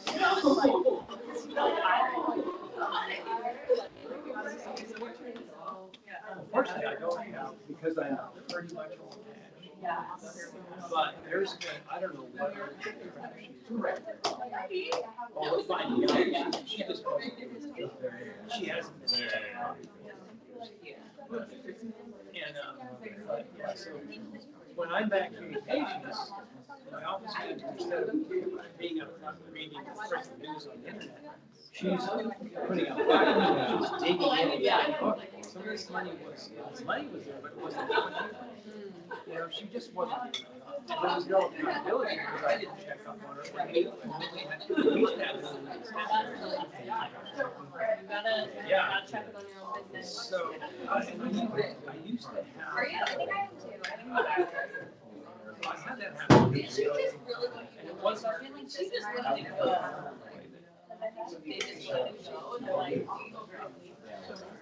No, so this new one is coming back. She's a lover. Yeah, that's the She's I had a drinking coffee. I don't. If somebody had dibs on it, Yeah, and I'm like, I need to watch it around. you're ready. More time. Started actually my second deployment. I was in Iraq. I boxed. And so one guy said, hey, we three was gonna actually do this guy. Yeah. So try to get me like, one time I was on the football team. Just because we don't get paid. Went to the gym, That's the Thai box. really tight. Something really wrong. It's like a federation. So in Thailand, Myanmar, Laos, all one race. 1,000 years ago. They came in with one. Wood one was very big. It takes up the joints. The first thing I'm gonna mess around. Ball your knee, hit you in the neck, elbow, hit your stomach, knee. It's all violent. So to clean up the king and Tyler, we haven't got it. He's not, like, he's the only man that does it. They haven't got it. So, he just keeps getting hurt. It's a boxing course. So imagine being here, I come down. Yes. And I'm going, I'm like, stand for this. I mean, to a second. Now it's done. So they're like, oh, you can have this. So they incorporate more custom. Put the gloves on, you can strike certain areas. That's the idea. Like you wear the shin. No, I was a more type of It was him last year. It was white. Okay, so the guy in the movie, he was one of my guys in LA, ex-wife. So I'm well versed in one time. But yeah, I think we're gonna put Yeah, once I would look at Peyton was like the big Japanese circuit. It's like one circuit.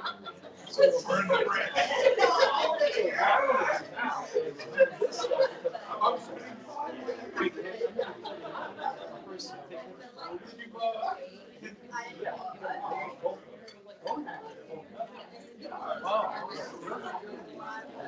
yes. And so separated shoulder, broken nose, broken wrists, just from football, hopping out of yeah. military. Yeah. So you were great. Yeah.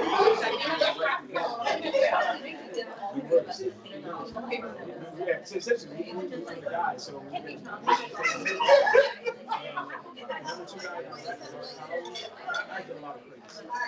Mine's like, I don't want to hit it. Because what I noticed is I have hope it doesn't come out. Nice time giving me a lot of my comrades, they just think, I had it. So it depends on Ricky and the guy who's a chiropractor, Japanese chiropractor, that he went to Harvard University. And the doctor,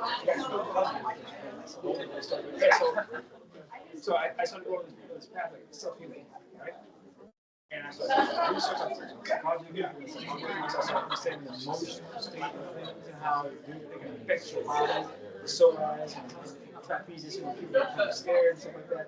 The amygdala, so for me, I got a lot of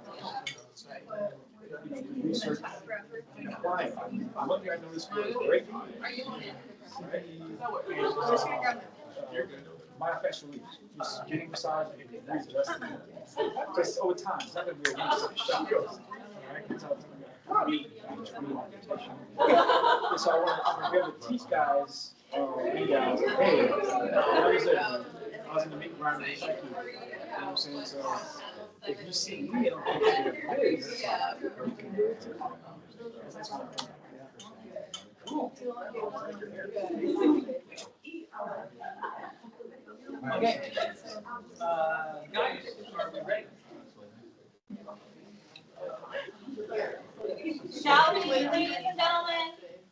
Great.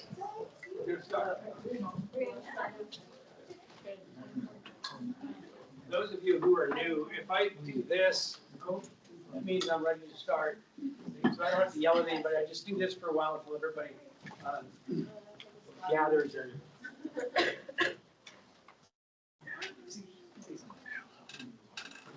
So somebody's, Daniel's bringing us food today. Is that right? Yeah.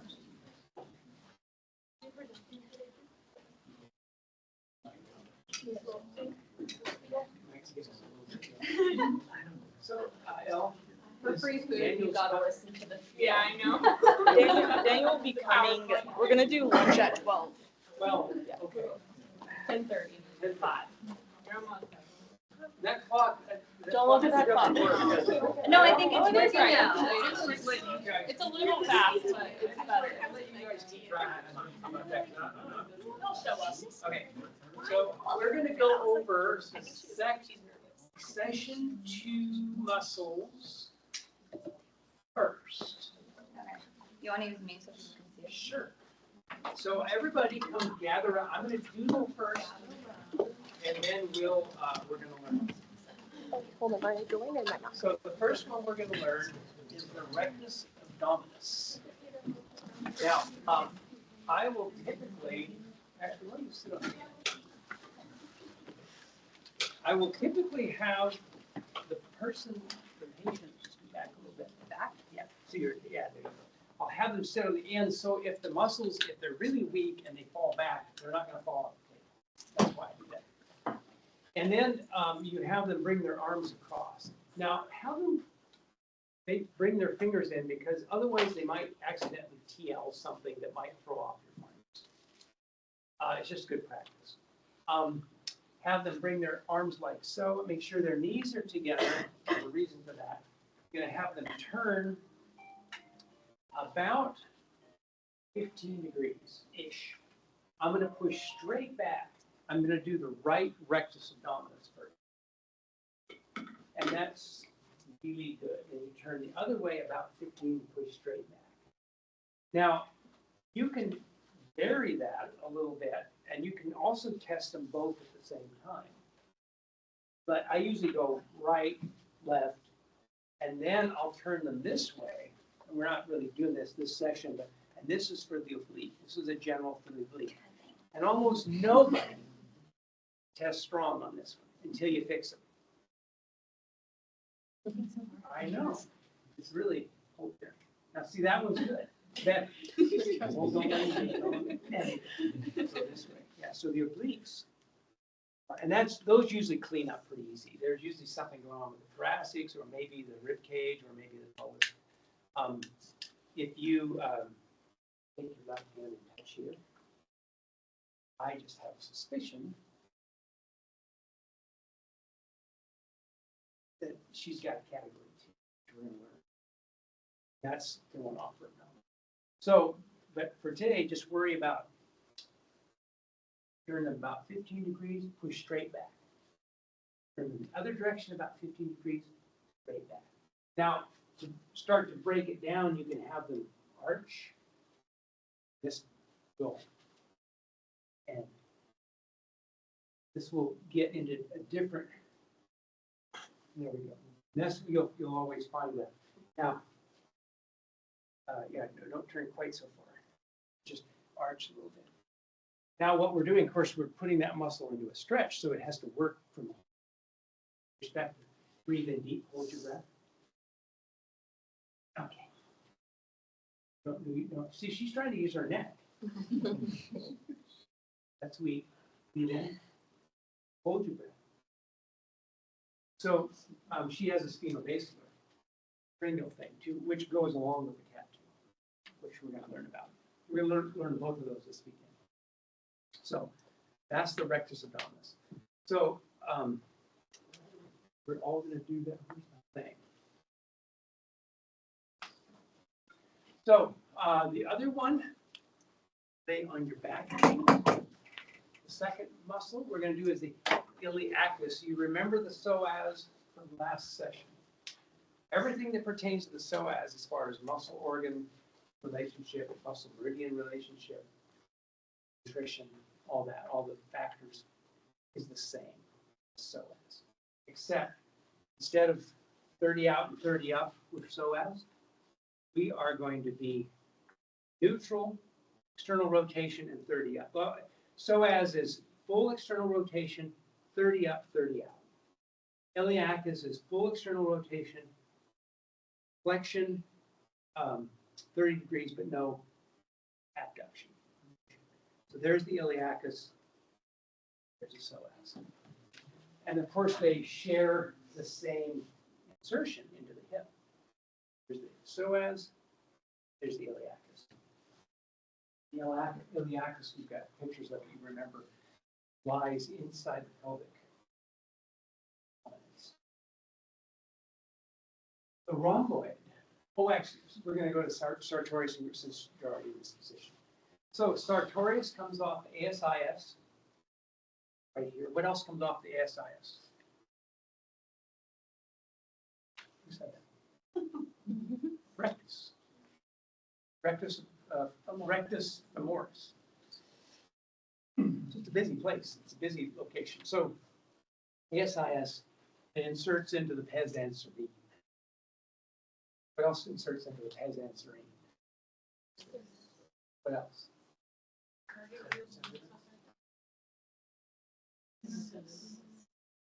Semi-mim, semi-tend, sartorius gracilis. It's a very busy place. It's right here. Honestly, I always, when I start looking at anybody, I just kind of hit that pes and see if it's tender. This one tender. Now, sartorius it's only about that wide. It's all the way from here to here. It's not a big mover. It's not designed to move a bunch of stuff. It's a stabilizer. Its role is probably as important as a proprioceptive generator, as a tensioner, information feeder into the central nervous system, as it is an actual mover. It does. It sort of tethers the medial knee with the pelvis. It keeps the pelvis and the knees kind of walking. It's related to the adrenals, as is the gracilis. So you come clear up like you're testing, what they call Patrick Faber's test or figure 4 test. And so, I will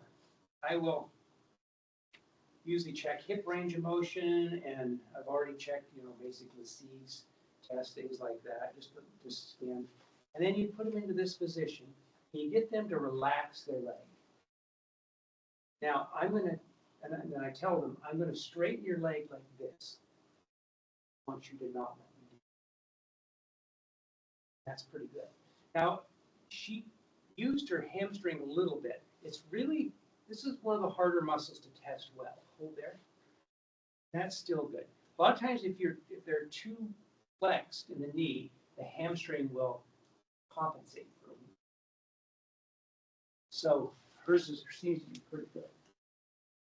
Okay. Now, there's different ideas about how far you bring. I bring the foot just about even with just a little below the pes. The heel goes right just a little below the pes anserine. Hold there. I see she's really good with that hamstring. Hold there again. Yeah, that's really good. So those are pretty good. You'll find these weak all the time if you test them well. Gracilis, also a little narrow muscle, goes off the pelvis and inserts into the pes anserine. And the way we test that, it's hard to separate all the adductors out, but if you start patient in neutral, move both legs over, and then internally rotate the leg you're testing, and the test is going to be straight back like this. Hold. And that one's not holding so well. Hold. Hold. That one's really good. Now you see my vector here. I see people testing like this. You'll miss them. You'll miss them all the time. You want to get down here and see my vector. My vector pulls right here, and I don't ever miss them if they're weak. But if I was to do them kind of like this, I have a lot of big strong people, and you're pretty strong. That one's weak. So that's the gracilis. How do we determine, is it the gracilis or is it the rest of the adductors? Well, the test of the bigger adductors, I'll have you hold that position there. That's pretty good. I can kind of go into different positions here, hold there. That's pretty good. So I'm not too concerned. I can test these adductors. This is testing the adductors as a group, the big ones. Adductor magnus, adductor longus. Sounds like a Monty Python. But that one's weak. Now, why is it weak? 5 factors? Something wrong with the muscle itself? Is something wrong with the knee? Could it be something wrong with the pelvis? TL, we found when we were testing your abdominals, your abdominals, that you've seen the TL for a left PI, or left, we don't know if it's PI or AS. So, oh, I got lucky again. So we know that the category 2 that we found with her sitting up is affecting that. So the best thing to do in AK is, as you learn more and more stuff, you test more and more factors so that when you finally make a correction, you test more and more, look for more and more dysfunction. That way, if you find something that's common to that dysfunction, you do 1 or 2 corrections and you'll clear out a whole lot of stuff, instead of just chasing each problem down. Like we could chase this gracilis down. I could go in the middle of the muscle and just kind of do a little spindle up thing to see if it responds to that. And it doesn't. What that is. Okay. I want to do that this weekend. So it's not that. We know it's category 2. Let's see if it's emotions. Adrenals. You're just about going to graduate in a couple weeks.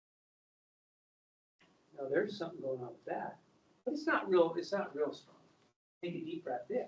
Is it cranial or cranial sacral? Oh, hold. Yeah, hold. Breathe in. Hold the muscle. No, not that. So could it be?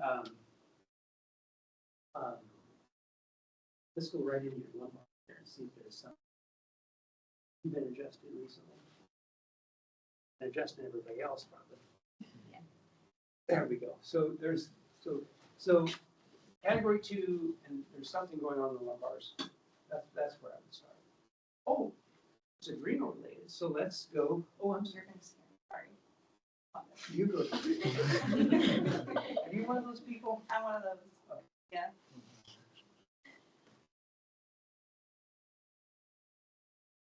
Okay. Yeah.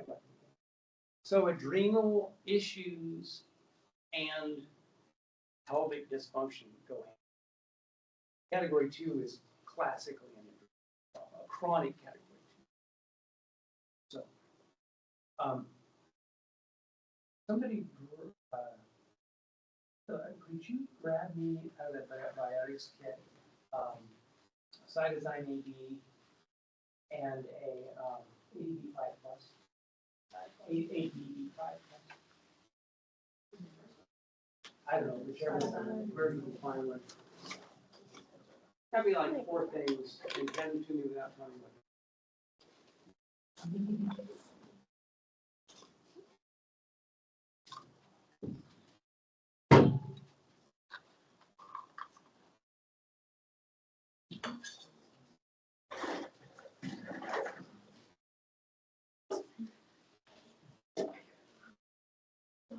Anybody have a big wire magnet? There's a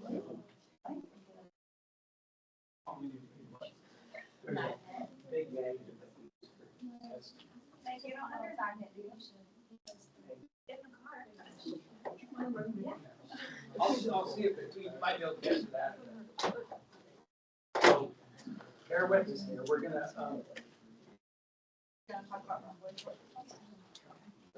so while we're hunting up the nutrition, we're going to do rhomboids. Why is the muscle called a rhomboid? Rhomboideus. Rhomboideus. There's a rhomboid major and rhomboid minor. Pretty much, I just I don't distinguish so much.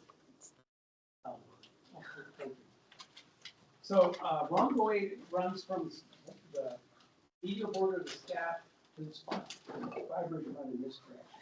It does this. So it pulls, it retracts the scap and it slightly elevates. It kind of elevates and it kind of turns the scapula.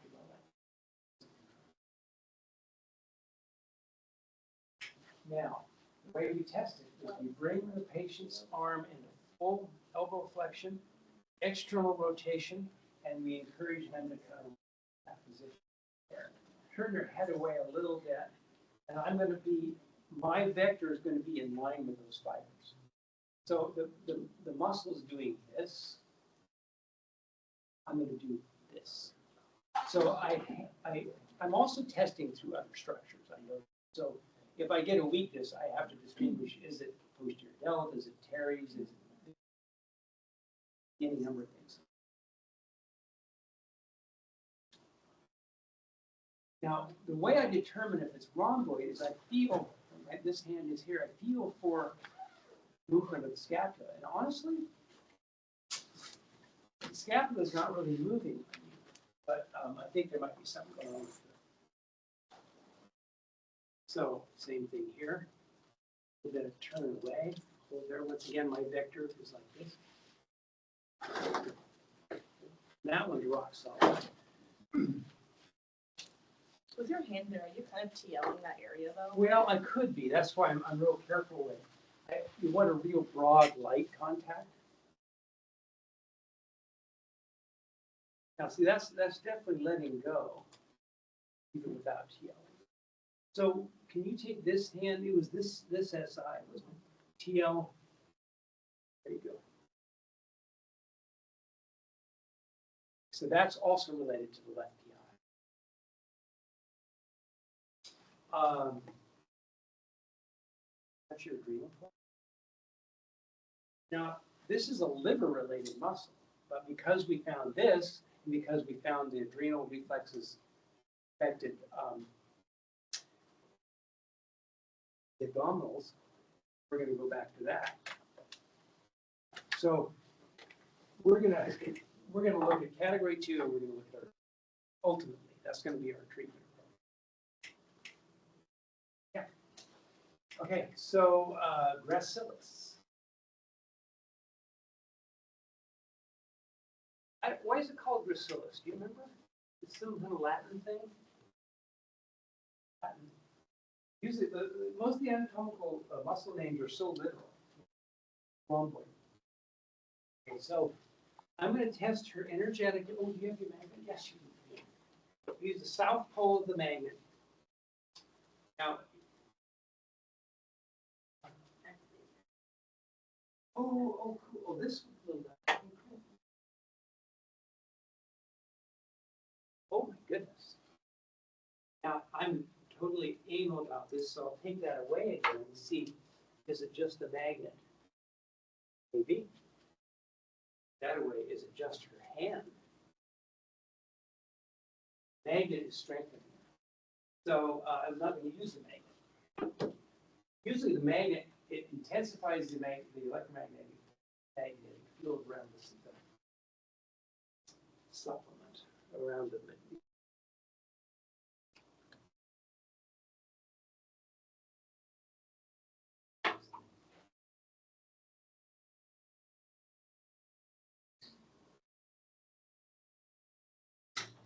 So I'm testing blind because I don't want to have my. I would have an idea what I think she needs.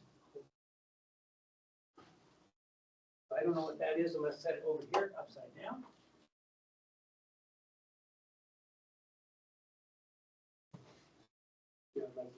Yeah.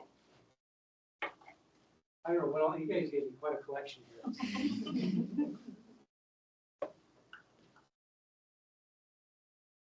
So far, just one has.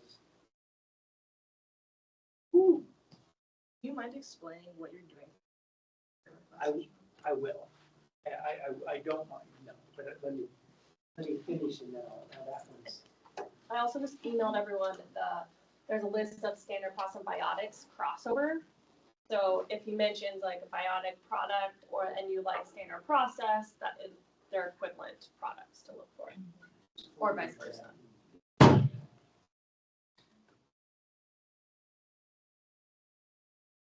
That's interesting.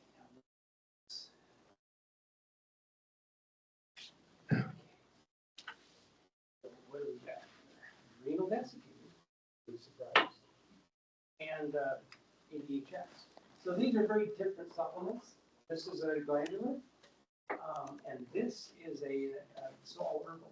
It's an adaptogenic, different adaptogenic herbs plus the B complex, the good B complex.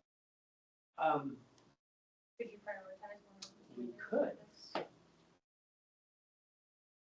one of the ways you can prioritize, you have the patient hold the tip of the middle finger on the first joint of the thumb. Now, what's this do? Dr. What's his name down in Tucson? Came up with this. Sheldon, Dr. Sheldon Deal down in Tucson. This is where I learned it from. He has a pretty good explanation as to what this does.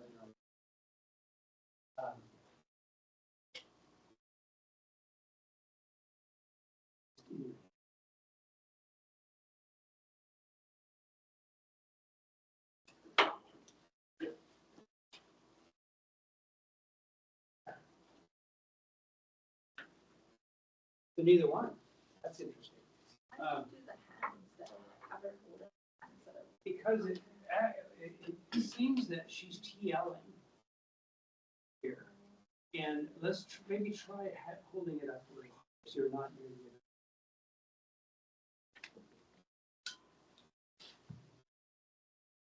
Yeah, I'm pretty sure. Yeah, I would go with ADHS. That was a little messier getting to that than I would have liked. Now, you can do a double take of that, and you can have her sniff it. You can have it put it in her mouth too, and now you're directly interfacing with hardwiring of the nervous system.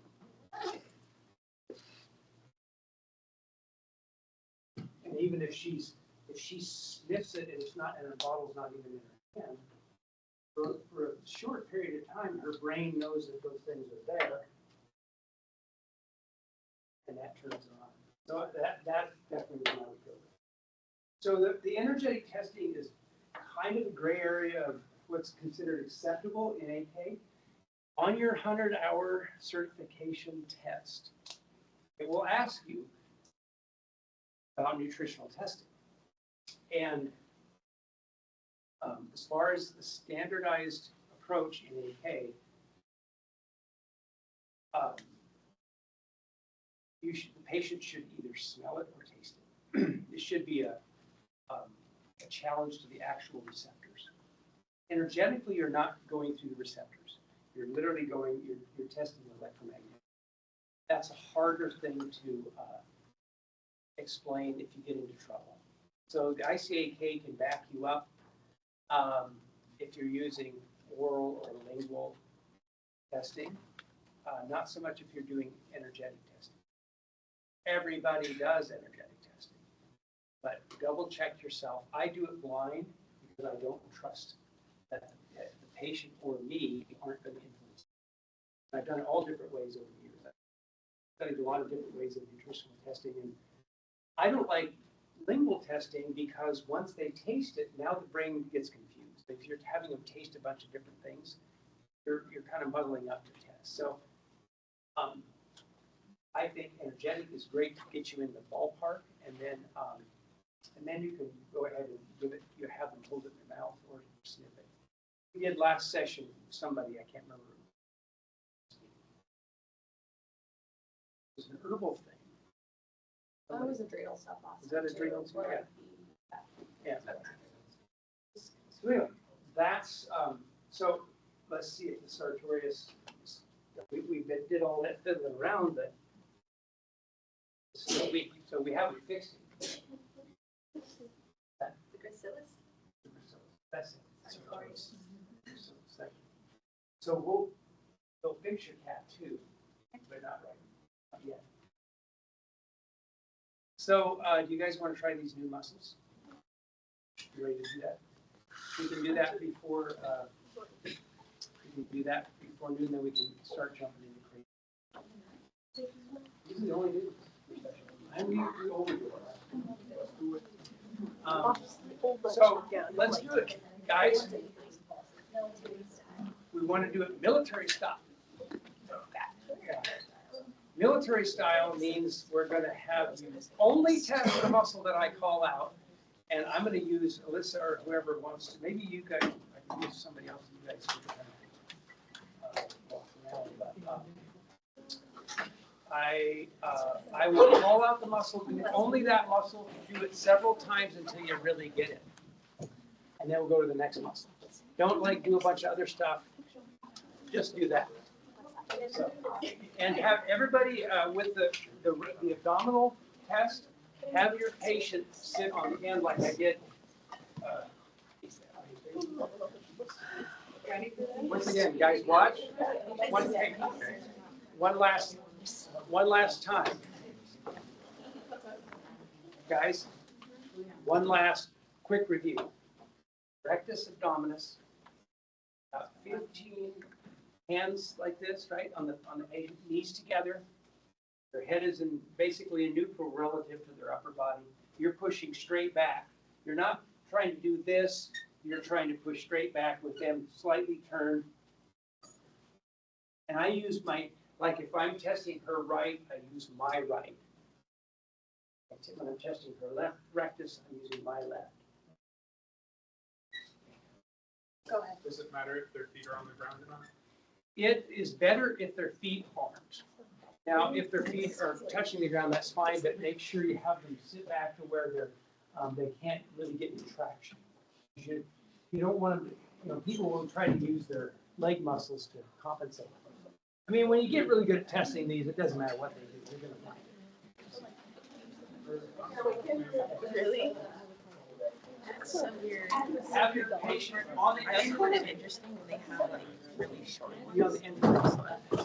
Be on like all the you're like I've never had that before. Dean, can I move this over a little bit? No. I was gonna be directly at you. I know, so I was like, no. That face, we want it on camera, sister. No. Hey, Kelsey, can I have you? Well, because I'm literally gonna, it's gonna be looking at my shoulder. That's gonna be like black. Oh, okay. Yeah, that's why I was trying to see if he can move that. There you go. It's okay. I would use fists.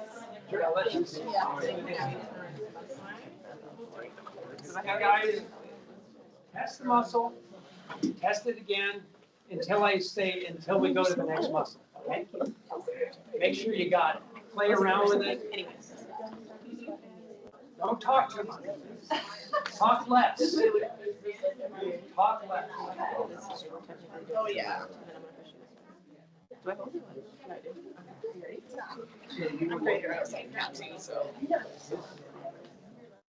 So they're Pilates.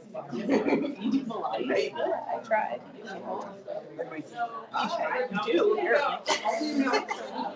You laughed at L.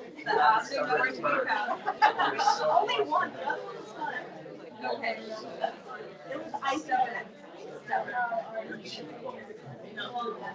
I was trying really hard. They're like 90% good. Just the 10%. And he found it.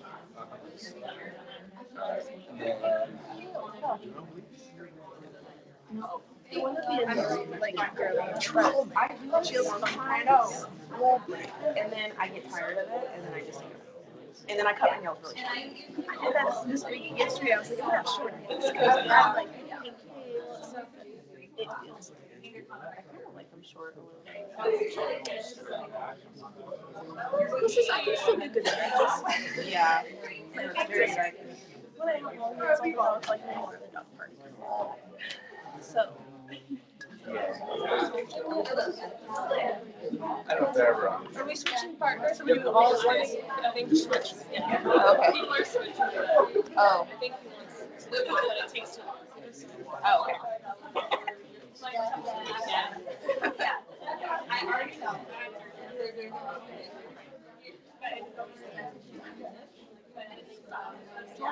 So back Oh, right. I didn't say that.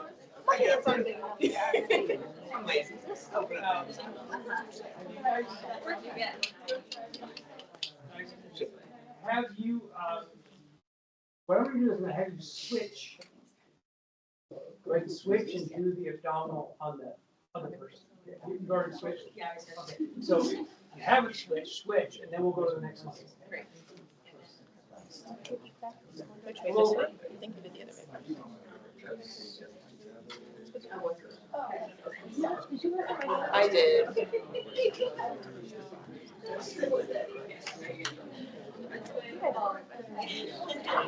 Yeah. Stop. Yeah. I thought I would be freezing in the bedroom. So did I. It's like warm in here today. A little bit.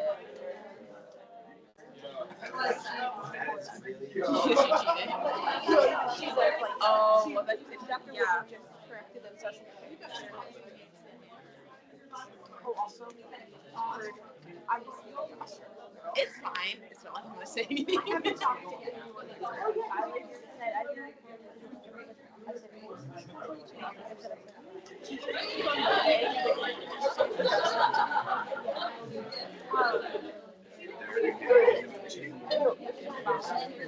We did. Why?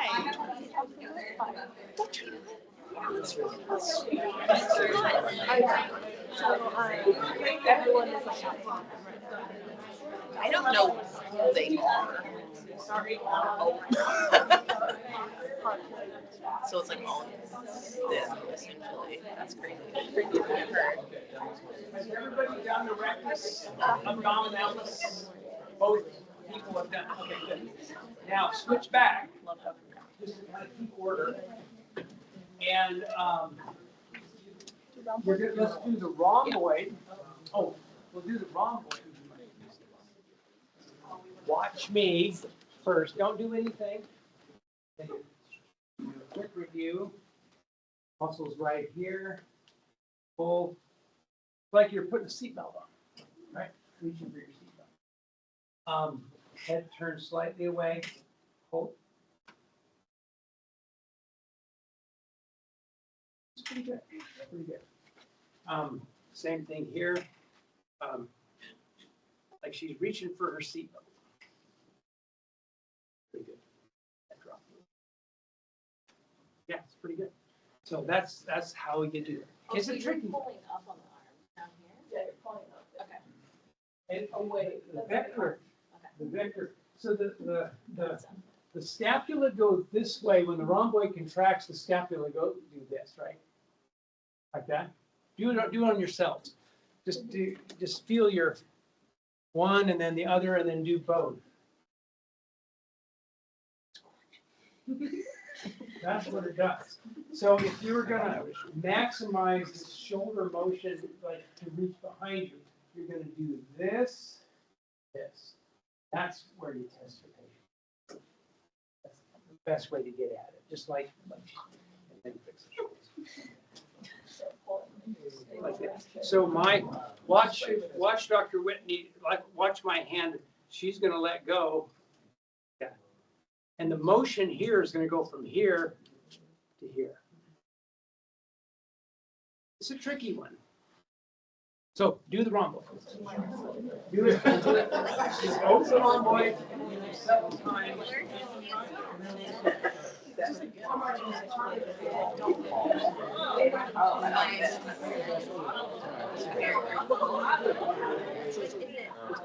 That feel, oh wait, just put your arm like that and then just like don't hold. Yeah, like this. Okay. Okay, so okay. That sounds good.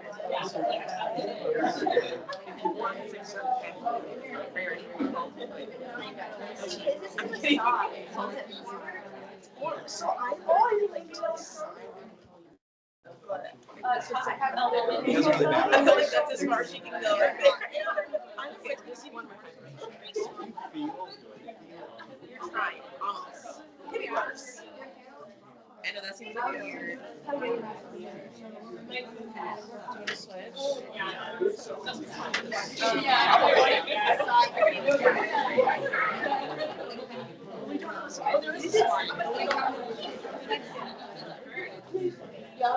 All right, switch. Yeah. But down. Is that how? That would be down. Okay, really quick. I'm trying to remember. Does she have to have like a little into her? The idea is yes, because like you want to bring it back just a little bit, so ideally you're like tucked into. Now, if you haven't switched, Little booty cheeks right there. if you haven't switched, switch and do the wrong one. Now I see what you actually do. Oh. What are you doing? Oh, okay.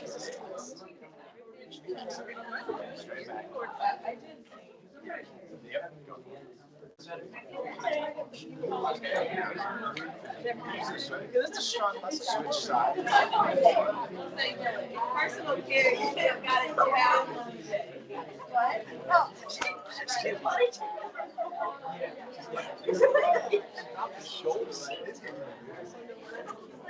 kind of scared.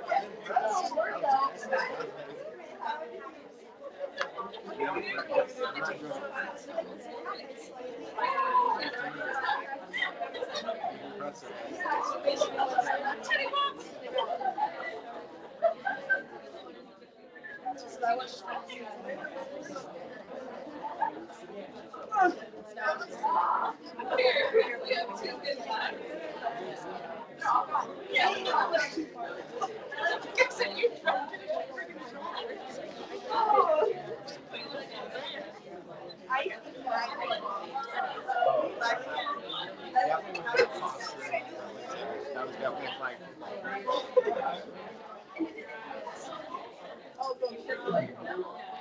I wanted to.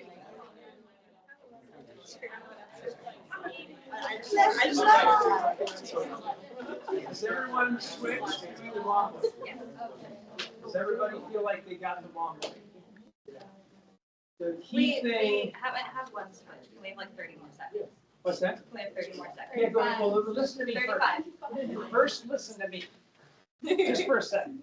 So sometimes it's easier with this one if they are on the end of the table. Because I'm going to come in, it's just like the lat, in our last session, the lat, if you're going to test the lat, you want to come in, and then the most logical vector for your arm is like this. With the rhomboid, you come in the same way, come in from the side of the patient. Now my left arm is going to be the most logical way to create this vector. Okay? Have their head turned away just a little bit too. Sometimes they'll number traps. Yes. Actually, that was a little spongy. Not bad. So that's just a fine point. I noticed sometimes you guys were kind of confused as to which way. If you come in like this, you could get an effective test this way, but the vectors are different. And so you might miss a subtle one. You definitely miss subtle ones. If it's majorly weak, it doesn't matter how you test it. But a lot of times we're dealing with ones that are just, you have to really dig for them. Anyway, the next muscle we're going to do today on the back is the infamous iliacus. Full external rotation of the hip, knee straight, neutral as far as abduction, adduction, 30 degrees of flexion. And remember, you got a ton of leverage. So make sure you're holding their leg, have them hold it, make sure they can hold it on their own before you test it. Hold it. Good. Didn't we have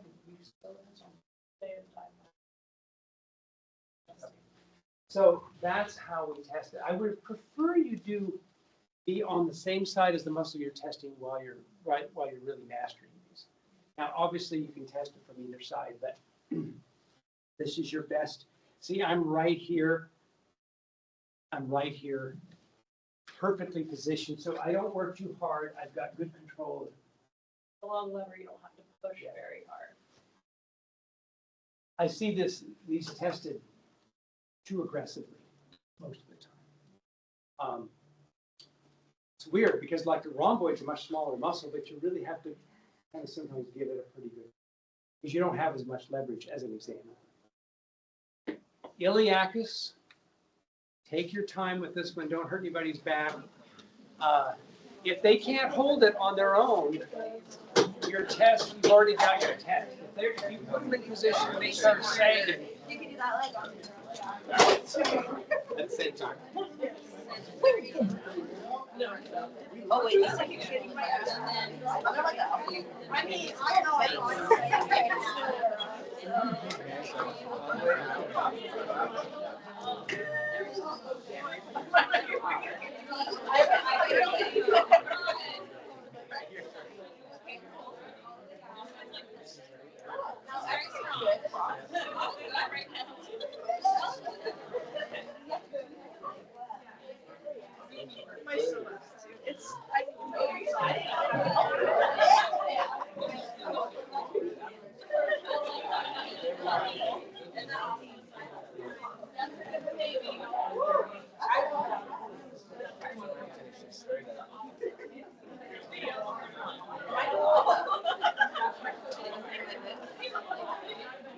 It's It's pretty much down.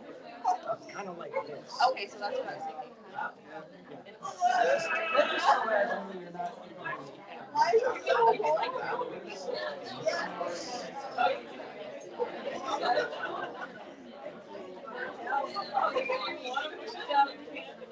How was it?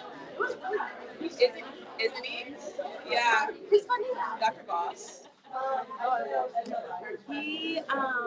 He's like one of those like NT pilots, and he does a lot of like student observation and stuff. So he lets us know there like he's probably just really smart. You should. I'm on things like that. You should ask. So like but like at least it's not. All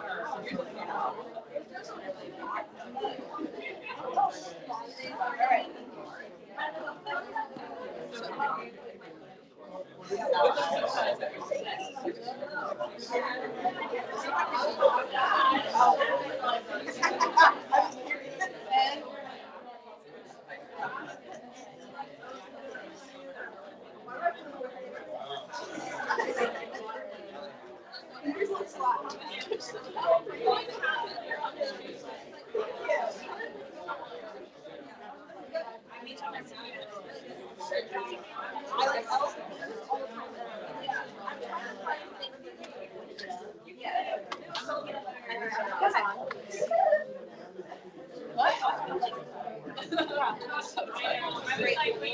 She does. She always wears like the best colors of green.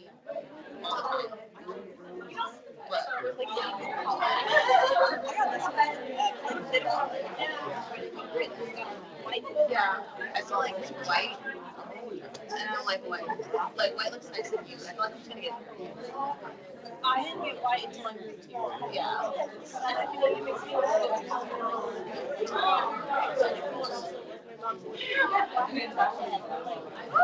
I've never heard that. I wear black like 99%. Okay. Are we, I would switch? Yes. Everybody got iliacus? Yes. Okay. So, a lot of weaklings, right? So there's a lot of weaklings.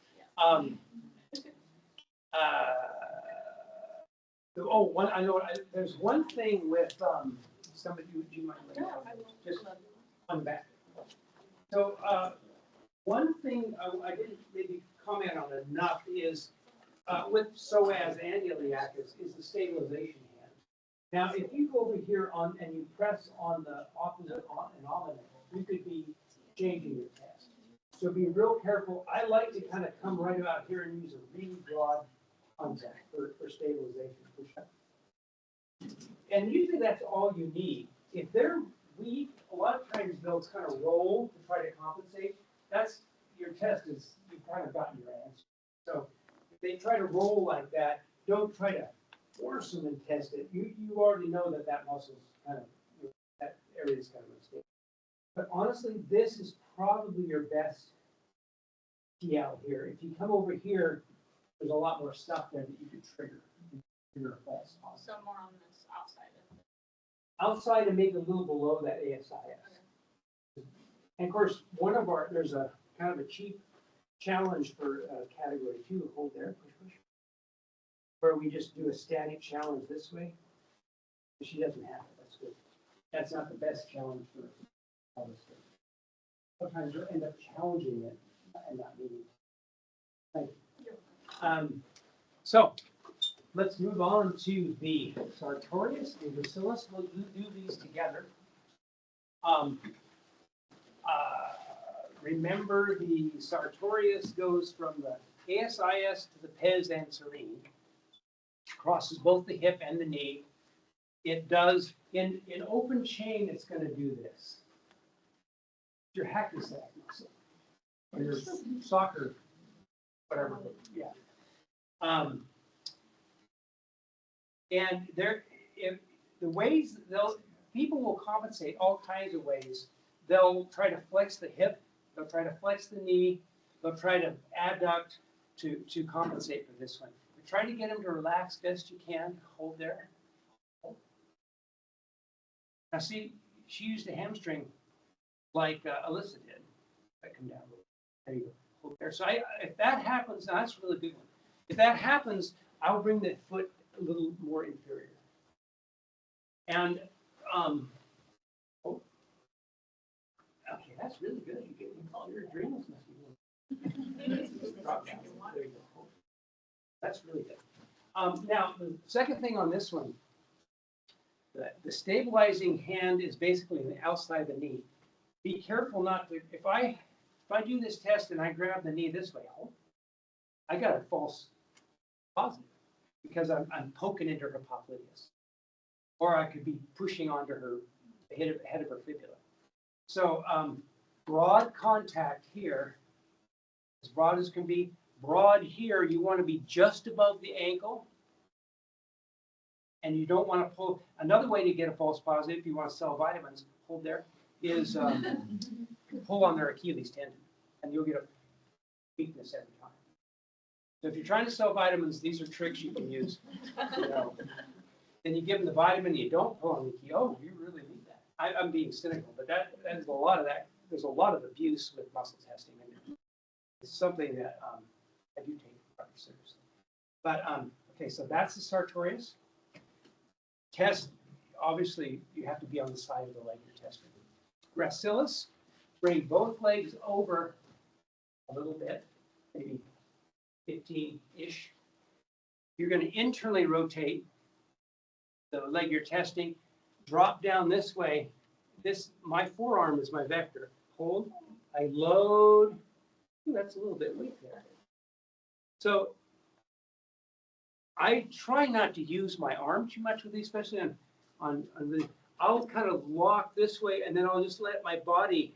Sometimes I'll do it this way, and that way I'm not straightening with somebody who's like super strong. But if they're weak, you don't need to pull real hard. You'll feel that hesitation. Huh. Sartorius is good, but that's your adrenal. Sorry, you go at your belly there. Both of them.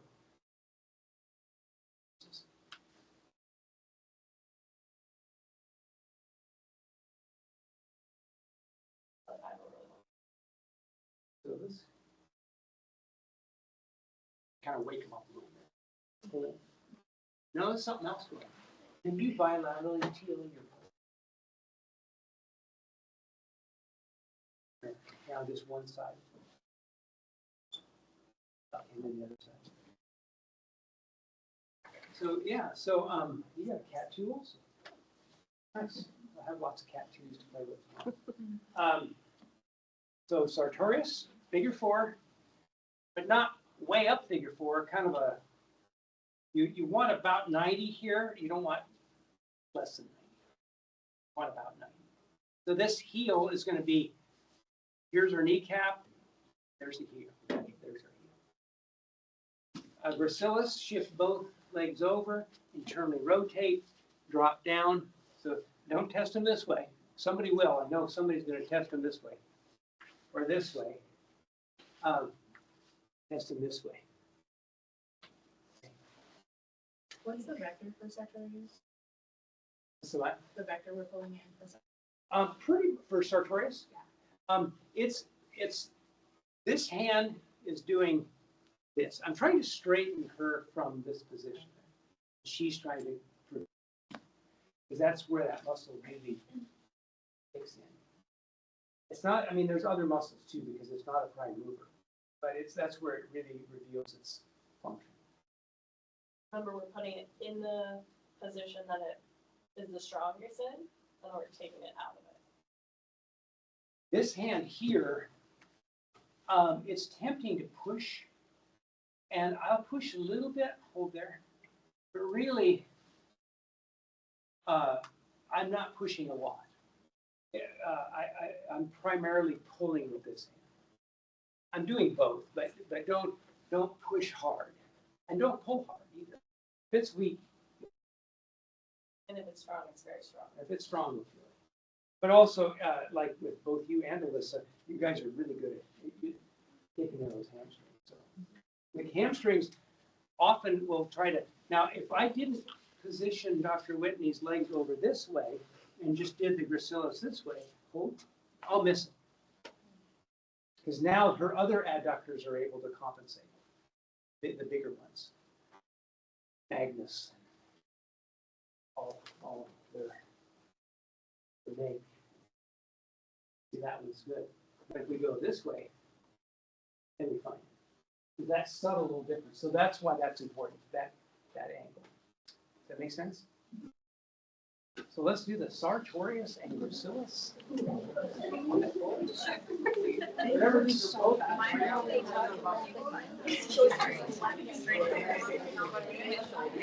need I try. Sure. Yeah, go. I think her shoulders are better than her back. It's not. Yep. Put it down a little bit. Yeah. Okay. Yeah. No.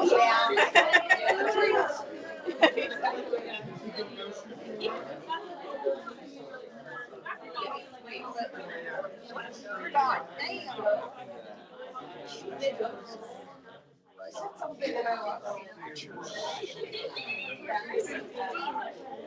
What's up?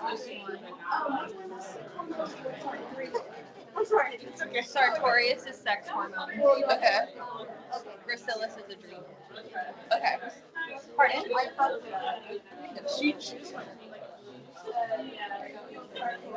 Which one hurt? Yeah, and she literally yeah, because that's what I said. She said, but so okay. Sorry.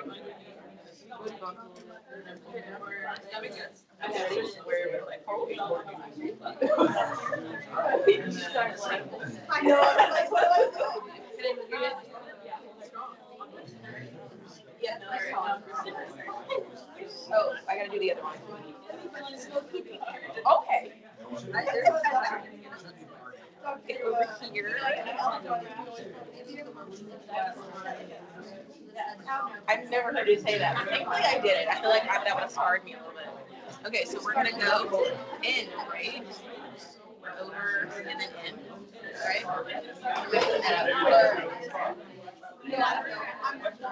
Yeah. Right? Yeah. Okay. I'm always in. Yeah. Okay. Okay. Are you ready? So I'm gonna test this. Okay. Are you ready? Okay. Okay. So this. Then you're pulling it in. Okay. Yeah. Okay. Okay. Sorry. Yeah, this morning, every morning I have to call my and I pray at 1 a.m. I did not.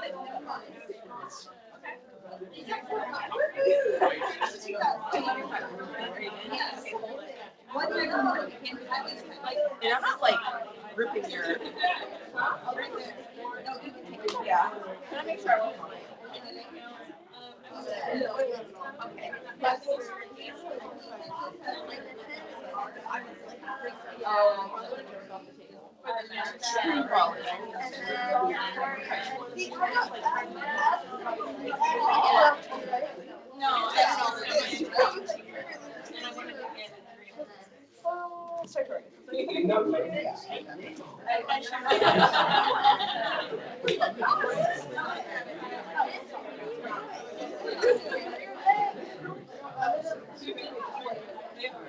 No, you're good. I just let you know.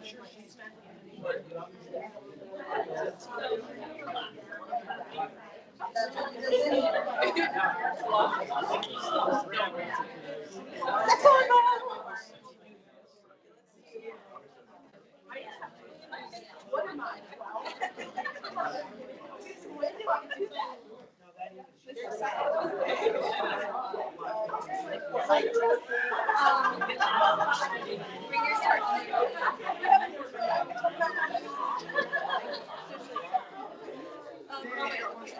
Oh, yeah. Sorry.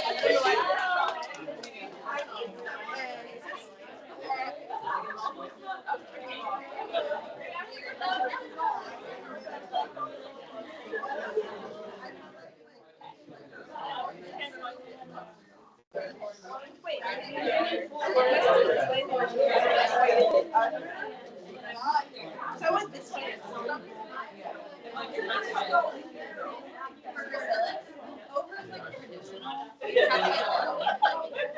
I did that. I went like this, and then I was like, stellar for like having me open your testicles. You're pulling towards me. Okay, I'll put it. Because that's what I said. I actually put my leg on my I don't know my right from left when I'm breathing. Well, I'm surprised. No, I don't know because I was in how much it looks beautiful. You just had to bring the leg over.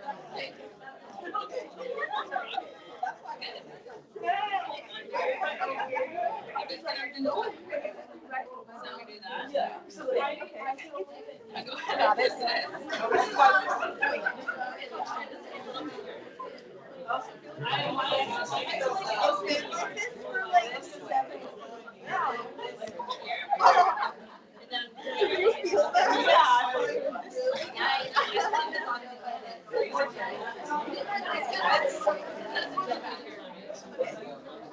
Okay, so I'm gonna put you over this way, then do this, and then that's what I'm doing, right? Okay.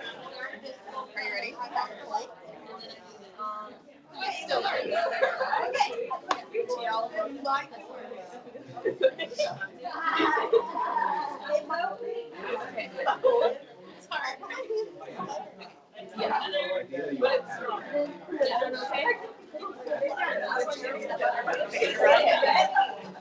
How are you doing?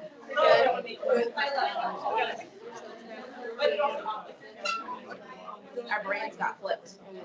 Oh, like which side? Like holding. Yeah, we're like, hold on. Everything else fine mechanics, the movement was great. You never did right stuff for the test.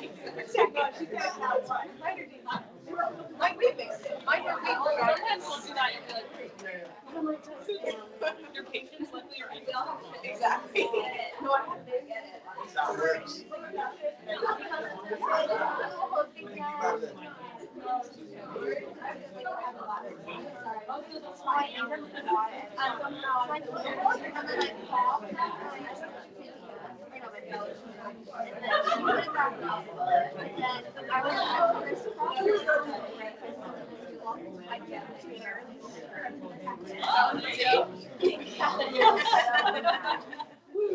But like, don't ask me to go through the steps of it. But that's what I And like it's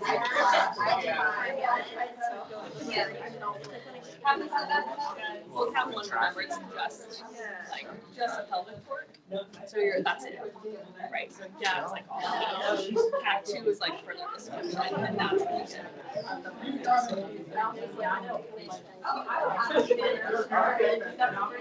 it's very thorough. Yeah. You're like, wait, let me work this out.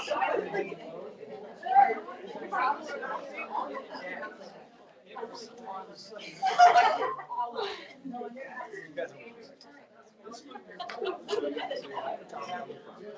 then it's also just more points of like when you print it. You don't know how much it's changed, either. So it's like, it's not, yeah, again, this started, you have Friday, yes, read it, but I think that the more points, the more things you still find is valuable. Because then you don't fix it, and if you retest that, and you knocked out like 90% of it, great, now you just want to things fixed. If you only knock out 50% of it, then there's more stuff.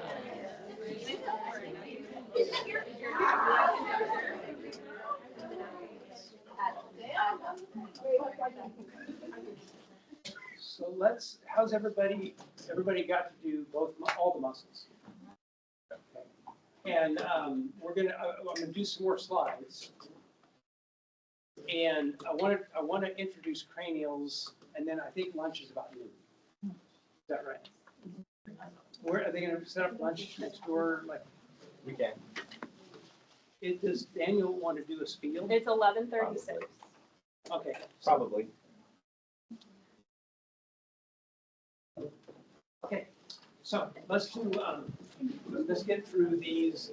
And then they'll be- Every day of my life.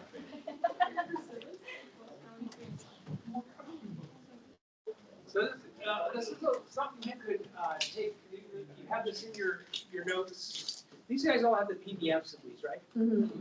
So print this off. Use it when you're workshopping or in your clinical setting. Laminate it.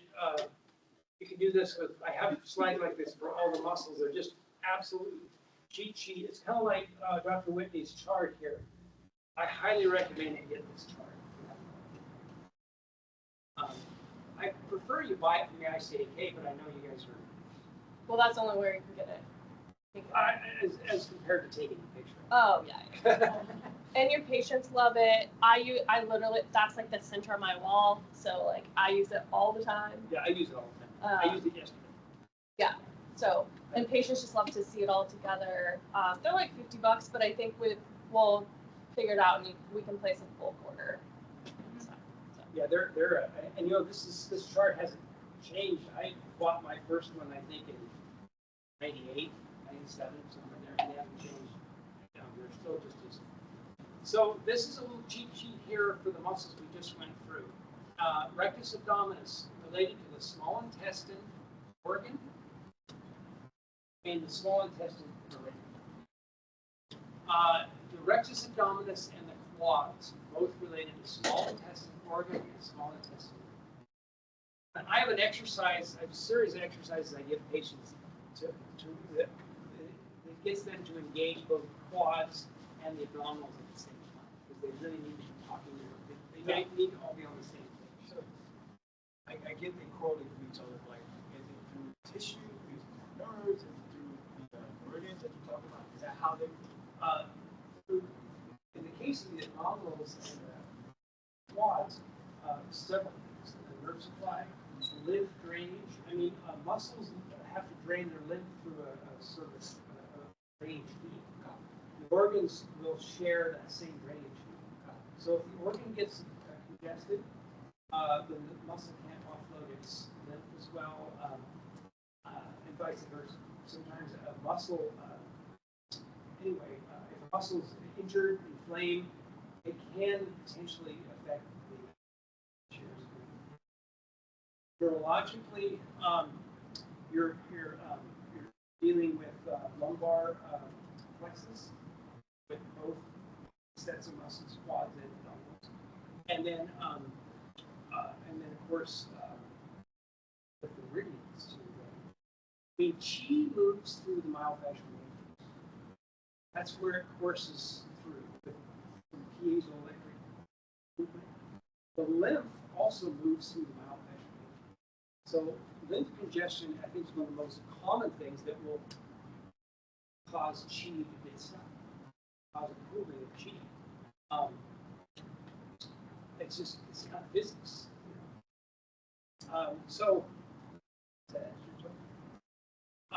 Iliacus, related, is everything psoas, think iliacus. Except the ICV, which we'll learn about, which is one of the major visceral dysfunctional things. The ICV will particularly affect the iliacus on the right. That's one of the things you can use to determine if you've got a congested ileocecal.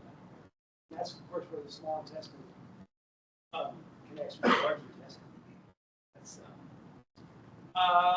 rhomboid is related to, of course, shoulder function and posture, but it's a really good liver related muscle. Yes, the long head bicep tendon will be, that's where one of the Chapman reflexes will go from. Read that. Oh, you can hear last. Yeah, sorry. Interesting thing about the shoulder, for you biomechanical nerds like me, you've got, when I look at the shoulder, I think about 3 categories of muscles. You've got muscles that go from the body wall to the scapula. You've got muscles that go from the body wall to the humerus. You've got muscles that go from